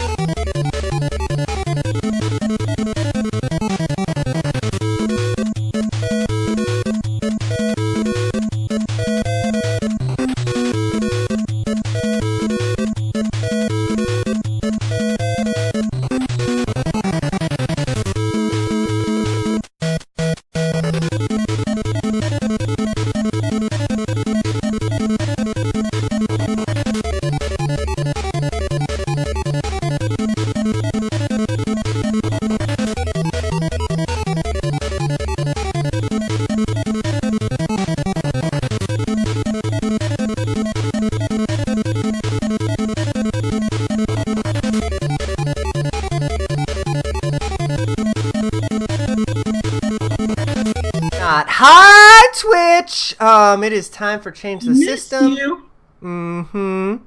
We sure did. I keep forgetting to put my notes in the show for the breaks. That's gonna be fun when I'm editing. There's a future Eugene listening to this right now, just going, "Oh!" Right? Okay, so who is going to bring us into Change the System? I think it's going to be... Oh, I pissed her off. Eugene? No. I will... No, I don't like hearing my voice, so it's going to be Steve. Come here, dummy. Oh. The rest of us have to stop. Ever wondered what's on the Infendo Radio cutting room floor? Find out now for $10 a month over at patreon.com/Infendo Radio. And it is Change the System time. So I have actually been playing a lot of games this week, mainly because of that eShop sale. But that eShop sale also inspired me to just play like a lot of games in my just general backlog. So yeah, I have a pretty hefty Change the System that's not all Dark Souls and Smash Bros. So that's great. But does anybody want to take first? Otherwise, I'll just dive right in. No, you're already kind of halfway there. Take us all the way. All right. Well, the rest of us are living on a prayer. Let's start with, and these aren't in no particular order, but this is the game that I was playing, I guess, the most recent. Let's talk about Blossom Tale. I already purchased that game, but I noticed that it was on a sale, the eShop sale, and I was like, damn. Because I was going to buy it, right? I was like, man. I'm glad I'm not the only one who does that. Yeah. I was like, it's on sale. I bought that a year ago. yeah. That's exactly what happened to me. So then I re-downloaded it to my system, and I've been enjoying it ever since. Really great game. Or like me a couple of months ago, hey, Blaster Master Zero has a sequel. I should probably play the original. Yeah, right? But yeah, no, Blossom Tale's great. If you don't know, it's basically a top-down Zelda alike. So if you like those, you'll probably end up liking this game. There are some, I mean, again, I really do like this game a lot. It's got a lot of really cool aspects about it. Like, it's got some really awesome story building and a lot of character, a lot of cool stuff like that. But it is missing, for a lack of a better term, that Nintendo polish. And it's hard to put your finger on it, but I have a couple of examples of that. So, like, you get a bomb upgrade, right? And in your typical Zelda game, you know, it's going to flash 3 times and then it's going to explode, right? Well, in this game, you throw the bomb and then it's just going to explode pretty much like in that same, 3-second interval. However, if it hits, like, an enemy, or if it hits, something in the environment, it will explode, and if you're next to that bomb, you will explode with it. So it's just like little weird, like that's not game breaking in any means, right? But it's like Nintendo probably thought about that, and that's why they do the bomb is gonna flash 3 times thing. Yeah, opinion on Blossom Tale. I was loving that game until I got to the boss of the first dungeon.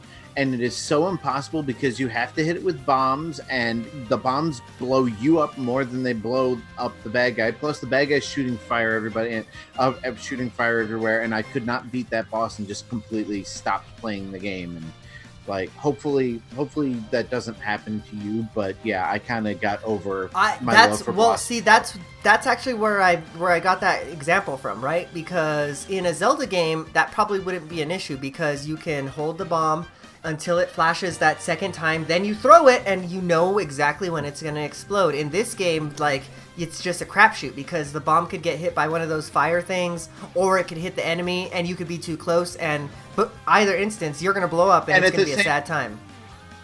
And at the same time, like, that particular boss is like a bullet hell boss, so you're constantly dodging attacks that are practically undodgeable while also trying to attack it, and I finally gave up on that. But I mean, if you get through it, good on you. It's a good game besides that, but I just kind of reached that point and said, screw it, I got better things to spend my time with. Sure. I am enjoying it though, like, despite its faults. Like, again, like, this is like, the way that I think about this is like, it's an indie team or whatever, right? This is like if you would have turned in your first draft as your dissertation, right? Without getting it proofread by anybody. That's what Blossom Tale is. But, despite all its flaws, I'm still enjoying it, and I'm going to definitely finish it. It's kind of a cutting, without meaning to be, a very cutting review. Well, I mean, it's like if you turned in your first draft as your final decision. Well, I mean, the analogy works if you elaborate on it, because your first draft can be brilliantly written and make very good points, but there are these, spelling errors and punctuation errors, and maybe it's not paced quite right. Like, that is kind of what Blossom Tales feels like. It's a really good idea that didn't get fleshed out very well. It kind of goes into the idea that you can definitely learn from the pros, and there are little things like that you can step back and say, well, how did Zelda do bombs that makes them not annoying? Because I'm noticing when I'm making bombs in my game, aren't working very well, or only I seem to be able to use the bombs correctly. Maybe there's a problem with the game design here where, I know a secret that someone else doesn't. So hire play testers, boys and girls. See, I apply so much that, and I'm sorry, we're kind of derailing your change the system. No, Eugene, go ahead. Just to kind of make my final point.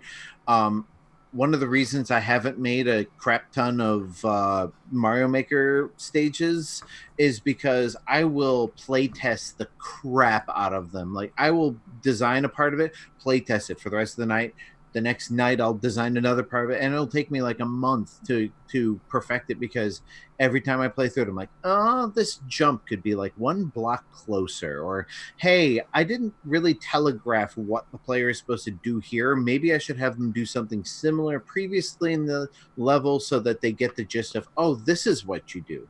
Right. And it's just that kind of like the Nintendo touch that some of the indies are missing. Yeah. Well, and I'll tell you, like, it's, sorry, Eugene, we're just going to keep hijacking this. Go. It's something that I experience a lot with the whole chromatic hue thing. Cause like, you know, I have been working on this game for a while, and I've been working on it entirely by myself. So it's like, I know how to do something, but will they? Like, you know, Right. Yeah. how simple it. So yeah, very important to at least have people try your product. And maybe they did. And maybe just the people that they had try it didn't have a problem with it. But it seems to be an issue if you're both experiencing it, because you are not bad gamers. So Yeah, for sure. Yeah, no. Next. Well, to just kind of close off my thoughts on Blossom Tale, I do really enjoy the way that they do the storytelling in the game. So the way that the story works is you're, you know, two kids, and your grandpa is telling you a story, and you know there's lots of pokes and nods to the Legend of Zelda. In fact, the very first line is like, I'm going to tell you a story about this elf boy from a forest from a kingdom called, and it has an H, and then the little boy and girl like, Dad or Grandpa, we've heard that story 1,000 times, and it's like, oh. So then we tell you the story about Blossom Tale, that type of thing. But what's really cool about that is oftentimes when I'm playing a Zelda game, you know, if you put it down for a day, 2 days, 3 days, whatever, what have you, you kind of forget what you are, where you're doing, where, you know, what you should be, what the objective is. In Blossom Tale, when you boot up the game, it's like the grandpa telling the kids the story. Okay, this is the last thing that was happened, and this is what needs to be done next. It's like, you know, a really interesting way to reacquaint the player with what objective needs to be done next, you know? So I really enjoy that. But yeah, so again, it's got a lot of really awesome elements to it, like design elements, really nice ideas, just missing that, like, it needs a Miyamoto. It needs somebody to say, hey, that's a really good idea, but have you thought about this? it needs a spit shine to kind of bring the quality up to like an 11. Yeah. Exactly. So, okay, but that's enough about Blossom Tale. That game's old. Let's talk about another old game, Crypt of the Necrodancer. That game is awesome. Why didn't Steve tell us about it before? Like, I'm really mad about I know. this. He never talks about games like... It was just Minecraft. Yeah. Shantae looks good. All it is Shantae, Shovel Knight, Minecraft from Steve. If he would have said one word about Crypt of the Necrodancer, I would have given it a go. But, yeah, it is really, really good. I am enjoying the hell out of it. Just killed Lucas. Yeah, no, I'm really enjoying Crypt of the Necrodancer. It is a good game. So for those of you that don't know, this game is a roguelike, meaning that you die and then you start over from the beginning. So there's I think 8 different zones. I haven't gotten too far into it. I think I'm on zone 3. But in any case, each zone has different levels to get to. And yeah, you get to the end, you fight the boss, and then you move on to the next zone. Otherwise, you start over from the beginning. What's cool about this game, though, is that it is a rhythm game. So your movement has to be timed with the beat of the, whatever soundtrack is going at the time. So that's just something that I've never really experienced before. It's just a unique gameplay element. So with that said, it's hard. I mean, if you're playing as Cadence, because there's different characters that you can unlock, it is definitely hard. So I'm glad that they introduced an easy mode of sorts. You can unlock a character, and I think it unlocked for me because I died so many goddamn times. But finally, I unlocked the Bard, and then you actually don't have to move in beat with the music. So yes, that's kind of cheater mode, but I found that what I'm doing is I'm using the Bard first and learning, the levels, learning the music, trying to keep up with the beat, even though I don't have to. It's not going to penalize me for it. And at the same time, when I'm using the bard though, like I can explore the whole level, right? It's and then when I go back to like the other characters like Cadence, where I actually have to move in time with the rhythm, then I at least at that point I know the levels, I know the enemies that are going to be there, so it's kind of like I'm using it as almost a training mode. But yeah, that game is really fun. I'm enjoying Crypt of the Necrodancer a whole hell of a lot. What else have I been playing? Because I downloaded a bunch of crap. Hollow Knight. Did not boot into that one. We'll be talking about that more later. I booted it up, but that's about it. Like I bought a bunch of games, and that was one of the ones that I haven't really gotten much time to play into. Much like Cadence of Hyrule. Downloaded it. I don't even know if I booted that one up, but yeah, that's another game that I ended up buying because I'm a crazy person. And what else? Holy moly, I've been talking for a long time about games. I think that's pretty much it, though. Yeah, I'm going to concede my time here, and then if I think about something else, I might butt in later on. So, yeah, who wants to talk next about the games they've been playing? Okay. I spoke first, so I guess I'll go. So I've been playing this new little known game called Minecraft. Minecraft, you say? How does that work? Actually, I haven't been playing as much Minecraft as I was before. My mansion's pretty much built. I'm just decorating it now, and I did lose my dog. Brian was nice enough to get me a dog, and it took us like 45 minutes to get it from the pen where they keep the dog in their little. I have to ask a question. How do you get a dog in Minecraft? Do you craft said dog? No. Well, no. First, you have to mine it. You have to mine it, then you craft. See, because that was going to be my question. What parts do you put together to make a dog? No, to get a pet dog, you have to find a wild wolf, and you give that wolf a bone, which you get from killing skeletons, which is an ironic statement in and of itself. And when you give the bones to the wolf becomes happy and will become your pet. And then you give it meat to, make it even happier and healthier and whatnot. And then you can give it a collar and make it yours and all that.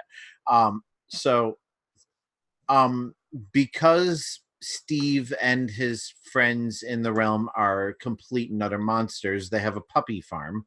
And so they've got, I did not kill the dog. Let me tell the story. Did you say Steve has a puppy farm? He does have a puppy farm. They've got a pen full of these domesticated dogs that just sit there neglected to be given away or sold. In the arms of the angel. And so Brian decided that I needed one, and I decided I'd rescue one from the horrible existence in the pen with in its own filth. And so we spent 45 minutes bringing this dog in mine carts and through portals and various other places. I lost it on 2 occasions, and we finally got it to my mansion. I brought it upstairs. I had it sit down. I put a collar on it. We discovered that I had 2 name tags, which I didn't realize until the time that are highly sought after items, which I'm currently holding as ransom for Steve to, help me out with stuff. So anyway, I finally decided, hey, I have this dog. Instead of just having him sit in my house, I'll have him follow me around. So he's following me around. You can pet it with a fist. It doesn't like 0 that, stars out of 5. Can you dress the dog in little costumes? Oh, funny story. I don't know how it happened. Oh no, I remember. Brian was being a smartass and decided to hit me, and the dog is very protective. So the dog continued attacking Brian for the next like 5-10 minutes. So that was good fun. But anyway, so good. Yeah, the dog's following me around the house while I do various jobs and everything. And I noticed there's a creeper at the door. Well, I live in the middle of a creeper farm of some sort. I don't know. The creepers are always showing up at my door. Out of context, this is so good. There's a creeper at my door. Now, my neighborhood is full of creepers. My neighborhood is full of creepers. That's a great way to put it. So I go outside to kill the creeper. Well, normally I can take out a creeper pretty easily, but the damn dog followed me and set off the creeper. So the creeper blew up my kitchen and the dog. Man, what a creep. So on the plus side, the creeper blowing up helped me expand my cellar. On the downside, I had to rebuild part of my house, and I'm still begging Brian to get me a new dog, which is creating very entertaining memes in the Minecraft chat. So that was my experience with Steve is holding my dog ransom while I hold the name tags ransom, and it's a whole big fun economy in the Minecraft realm of Bamflestamp. Besides Minecraft, I have actually been playing other games. Thank you, eShop sale. I finally pulled the trigger on Cuphead. I've seen you been playing that, actually. I have been playing that. I hesitated for a long time on Cuphead because I don't like games that are unnecessarily hard. But just to say this, I don't think Cuphead has earned its reputation of being like balls to the walls hard. Okay, and it is a little frustrating, but it is not a hard game. It's no Teenage Mutant Ninja Turtles on the NES. It is not challenging. It's not even like Ninja Gaiden on the NES. Yeah, and that's what I was about to get to. Is like it's been described as being like NES hard, but it's not really, because NES hard is cheap. NES hard has unpredictably spawning characters. Yep. NES hard has nearly ghosts and goblins. Yeah. Cuphead has two things going for its difficulty. Number one, it's pattern recognition, it's reflexes. It's a lot of that Donkey Kong Country style platforming that I love, where you get to a certain point, you screw it up, you say, damn it, and you go and you do it again, and you remember what you did the last time, and you screw up the next one. And you say, damn it again. And then when you finally think you have all of them, you screw up the first couple steps because you get overconfident. And it's just kind of like that the only person you have to blame is yourself for failing at the game. The game is perfectly fair. Yeah, because the controls are they just feel so good. It almost feels like Mario level of controls, you know? And it gives you options for how you want to play with like the shots and whatnot. And like I pretty much exclusively just used homing and spread the entire time because I found that a good balance. I haven't bought close. I could use spread. If I was fighting an enemy that was far away, I could use homing. I haven't. Who just screenshot what? I heard Eugene do that. Get ready for a new emoji on this. Jesus Christ. Anyway, yeah. I mean, I haven't bought any of the powers. I will complain about the controls in one moment, but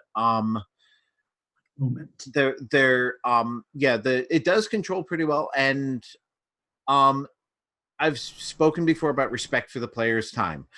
You die. You press a button, you are immediately back at the beginning of the level. You don't have to wait for a load screen. You don't have to go back to the map screen. Like, you press the button and boom, you're right back in. You can fix your mistake right on the fly. You have just answered a question I've been asking myself about game design for like 3 days. Thank you, Justin. Yes. Respect for players' time. When the player screws up, don't punishing them by making them wait to try again. Let them try again right away, and they will keep retrying over and over and over and That over is again. what I love about Cuphead, because it's not even, like, it's literally one button press and you're right back in it, you know? So, like, it's great. Eugene, whatever you did has just, like, crashed my computer, because I'm looking at a spinning beach ball and we're all frozen. But about the controls, I have found that, especially when playing with a pro controller, sometimes it's hard to get to, like, the jump and fire buttons are fine. Did you remap your buttons? Well, that's what I'm getting to, and I wish I had the thing in my hand to show the Oh, viewers. I know what you're talking about. Jump and fire are fine. They're Y and B. It's like every Super Nintendo game you have ever played. There's a special like boost jump that you do by pressing X, and there is a power shot you do by pressing A. That when you are juggling, shooting, and jumping, can be difficult to hit at times, and I've screwed up a few things because of it. Fortunately, I bought a new controller this week, a PowerA enhanced wireless controller, which I had originally bought at Steve's recommendation because you can map buttons to these little things that are on the stems. And I haven't used it for Minecraft yet, but I thought, you know what? Those would be perfect for remapping Y and A. So I just did the casino boss one, and it was perfect because there's one point where one of them rolls and you have to jump over him, and I can jump with the B button and then press X with, thank you Steve, and then press X underneath the stem, and I don't have to take my hand off of the key buttons to do those special moves. So it might be a bit of a cheat, but I found the perfect way to play that game. So loving Cuphead. The only other game I want to talk about really briefly, and only because I've played it really briefly, is I have been playing a review copy of My Friend Pedro. Not sure if we have an embargo on this. I know it comes out in an hour, but so it's probably safe to talk about it now. But no one's going to be able to prove that we did this live anyway. So just do what you do, man. Yeah. So so we got a review code for it. Nobody claimed it, so I said, "Hey, you know, that game looked interesting. Let me try it." It's pretty fun. It's kind of in the same, and I think I noticed this during the Indie Direct when it was announced. It's very much in the same vein as Katana Zero, where it's very kind of fast paced. You get more hit points in Katana Zero. You get hit once, you're dead. In My Friend Pedro, you get a few more hits, but it's still that very acrobatic, quick reflex. Got to take out this guy, then this guy, then this guy, and you get extra points for style and everything. So I'm liking My Friend Pedro. It's a little weird. And the graphics aren't quite as interesting as Katana Zero. Like, it doesn't really seem to know it. It's just dark. Like, basically, it's dark and it looks like an early PC game. But it's fun. I will have more to say about it next week when I've had more time with it.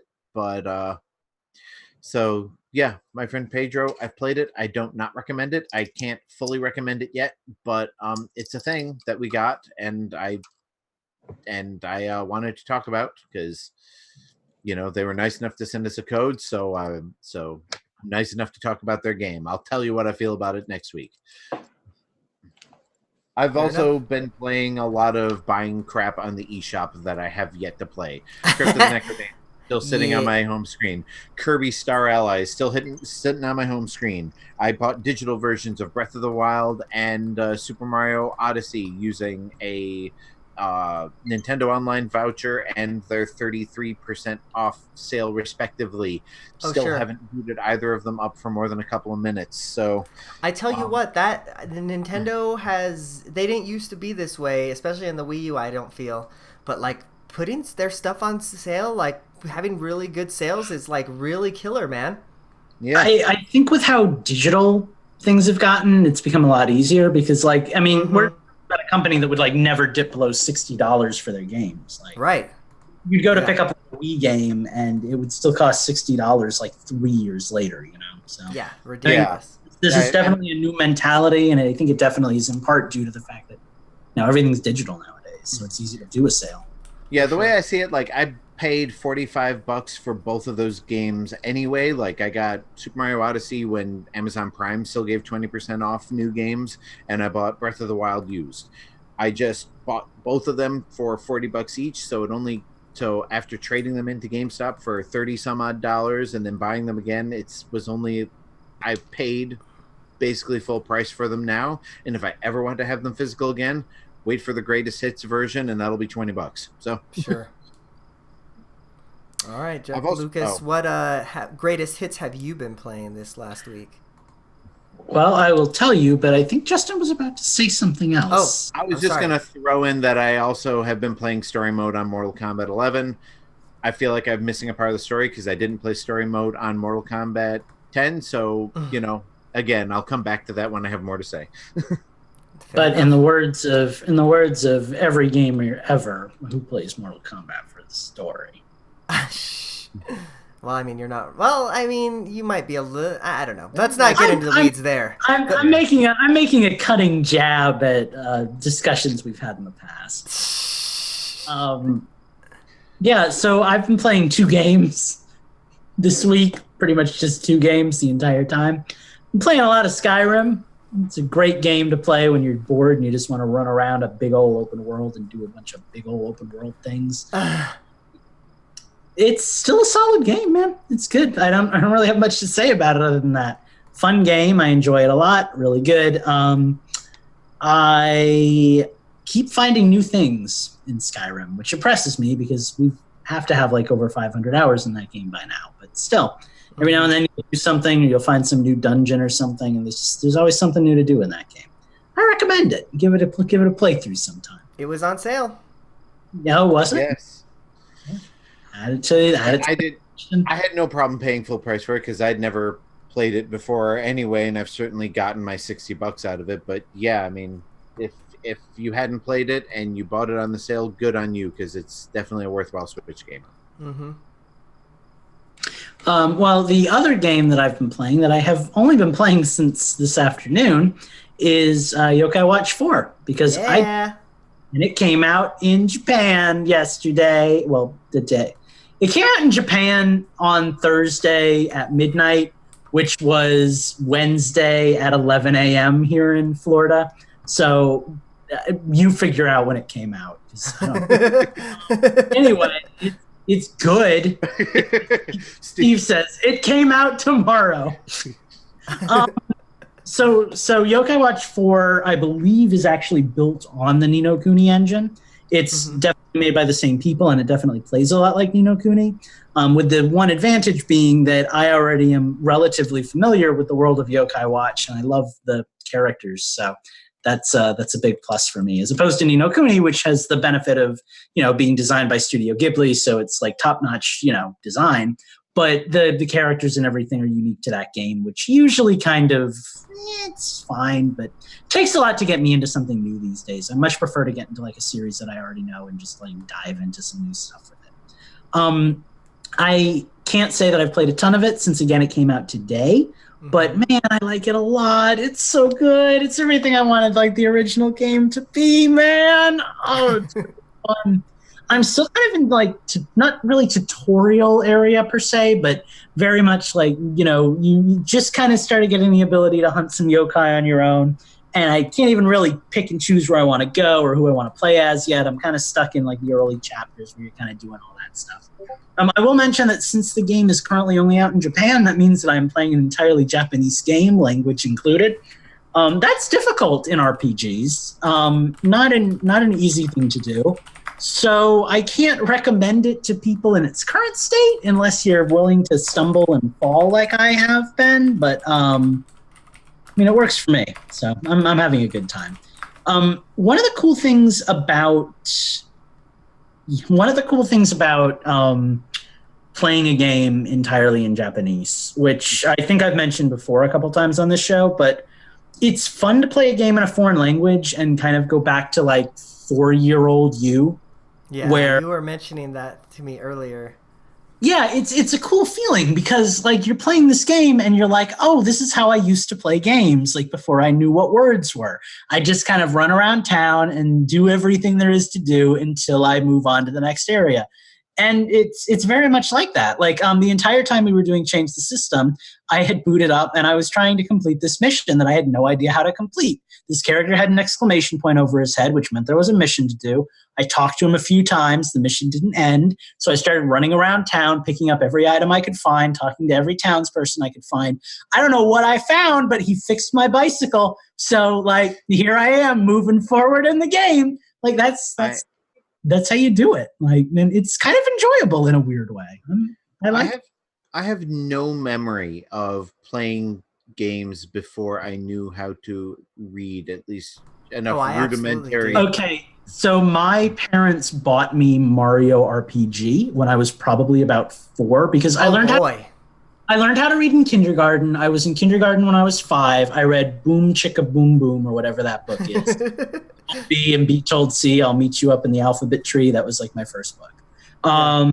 So, and I was super proud of being able to read that book, man. I was. I don't know about that, but when I was in like middle and high school, I read a lot of Bound Chicka Bow Wow. Very nice, very nice. Well, anyway, my parents bought me Mario RPG, not knowing what an RPG was, and I couldn't read yet. So I was like, "What's this? What are they saying now? How about now? What about now for the entire game?" Yeah, my 5-year-old starting to do that. By the way, I was 14 when that game came out, so you know. There we go. Here we are, my friend. Well, yeah. So that's the thing. So yeah, I love it. I love it a lot. It's a really good game. I love the gameplay. I think it's way better than the old Yokai Watch games. Can't wait for like 40 years from now when it comes stateside so everybody can play it. If I really like it, I might buy it again so I can play it in English. But one other thing that I mentioned to Eugene, and this is all I have to talk about, so I'm rambling, forgive me. Yokai Watch in general, I've always found the translations are a little pandering. They change a lot of things to make Western audiences more comfortable, which is weird to me because Western donuts, anyone? Yeah, pretty much. But worse than Pokemon, because like in Pokemon, they didn't change like all the town names and stuff. Like admittedly, the town names were kind of, universal, Pallet Town, Viridian City, blah, blah, blah. But like they didn't go out of their way to really make everything like westernized. In Yokai Watch, like everything is westernized. Like the name of the town in Japanese is Sakura New Town. The name of the town in English is Springdale.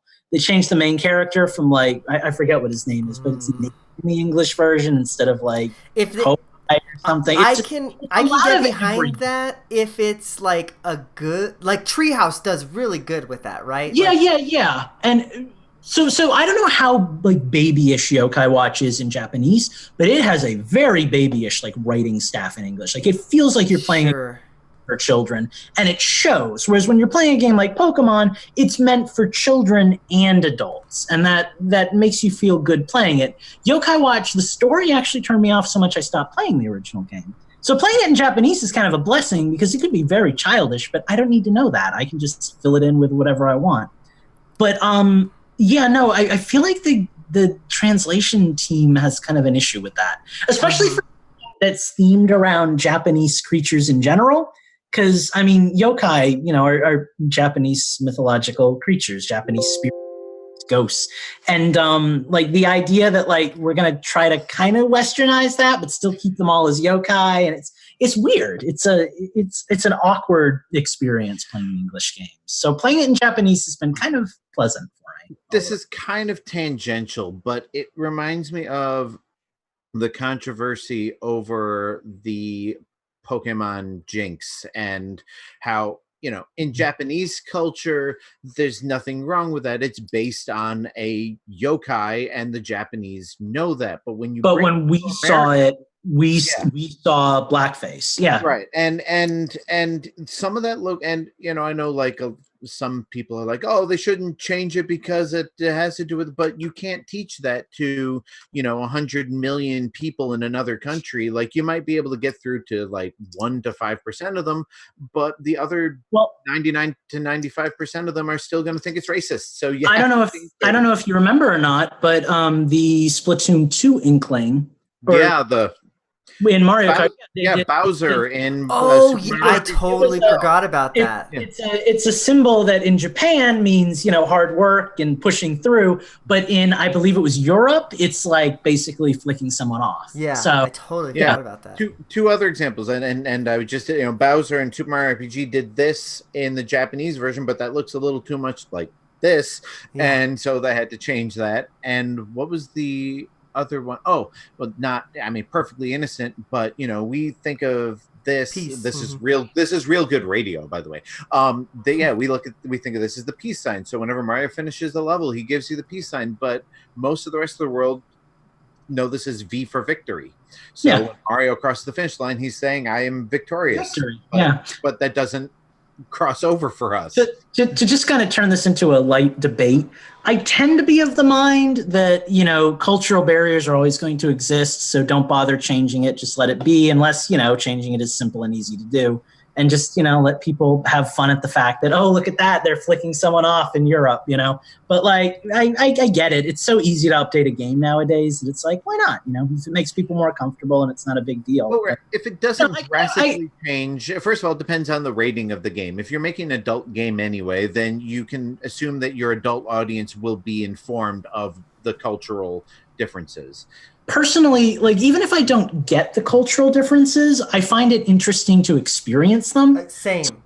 For me, it's like, yeah. So it's like, oh, cool. This is a thing that I might find a little offensive, but I like that it's in the game because they don't find it offensive, and that's just me coming from a particular worldview.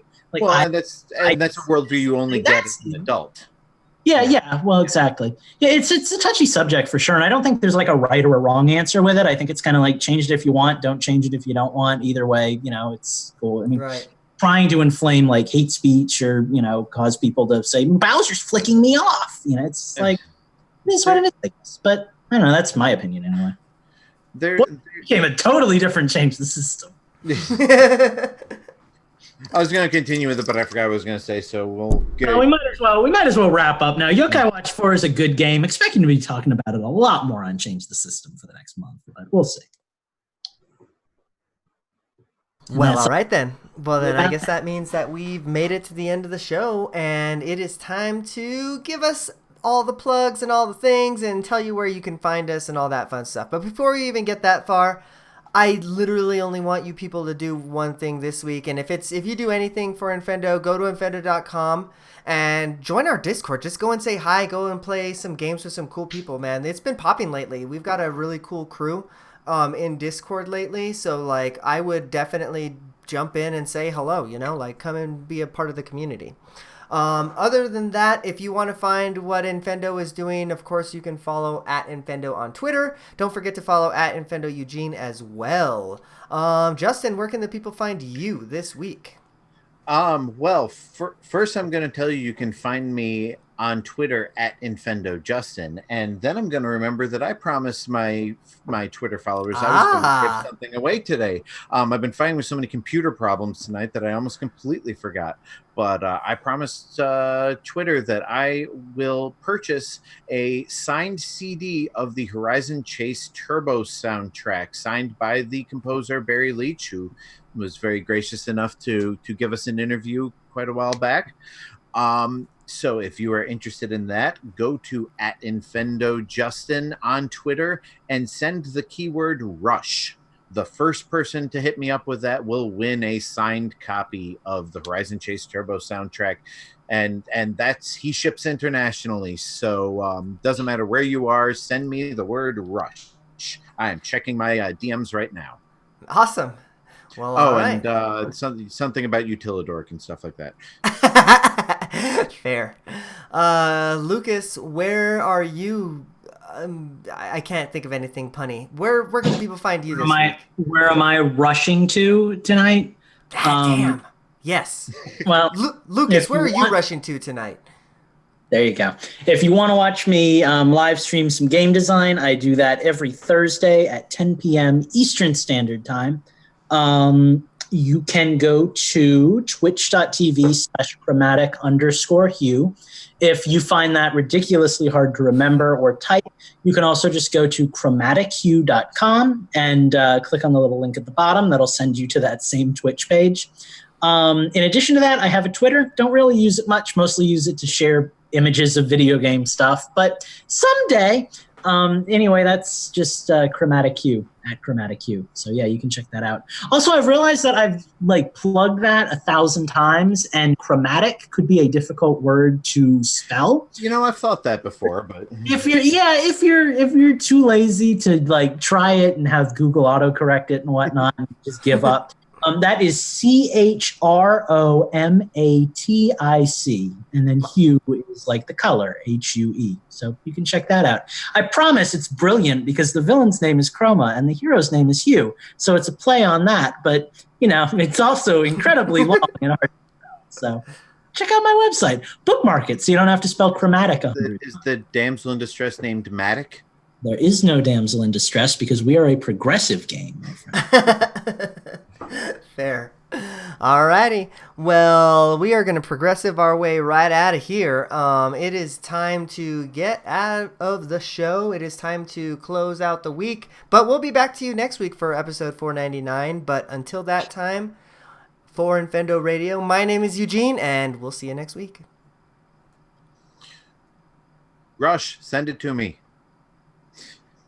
I want to buy you the CD. He wants to bye.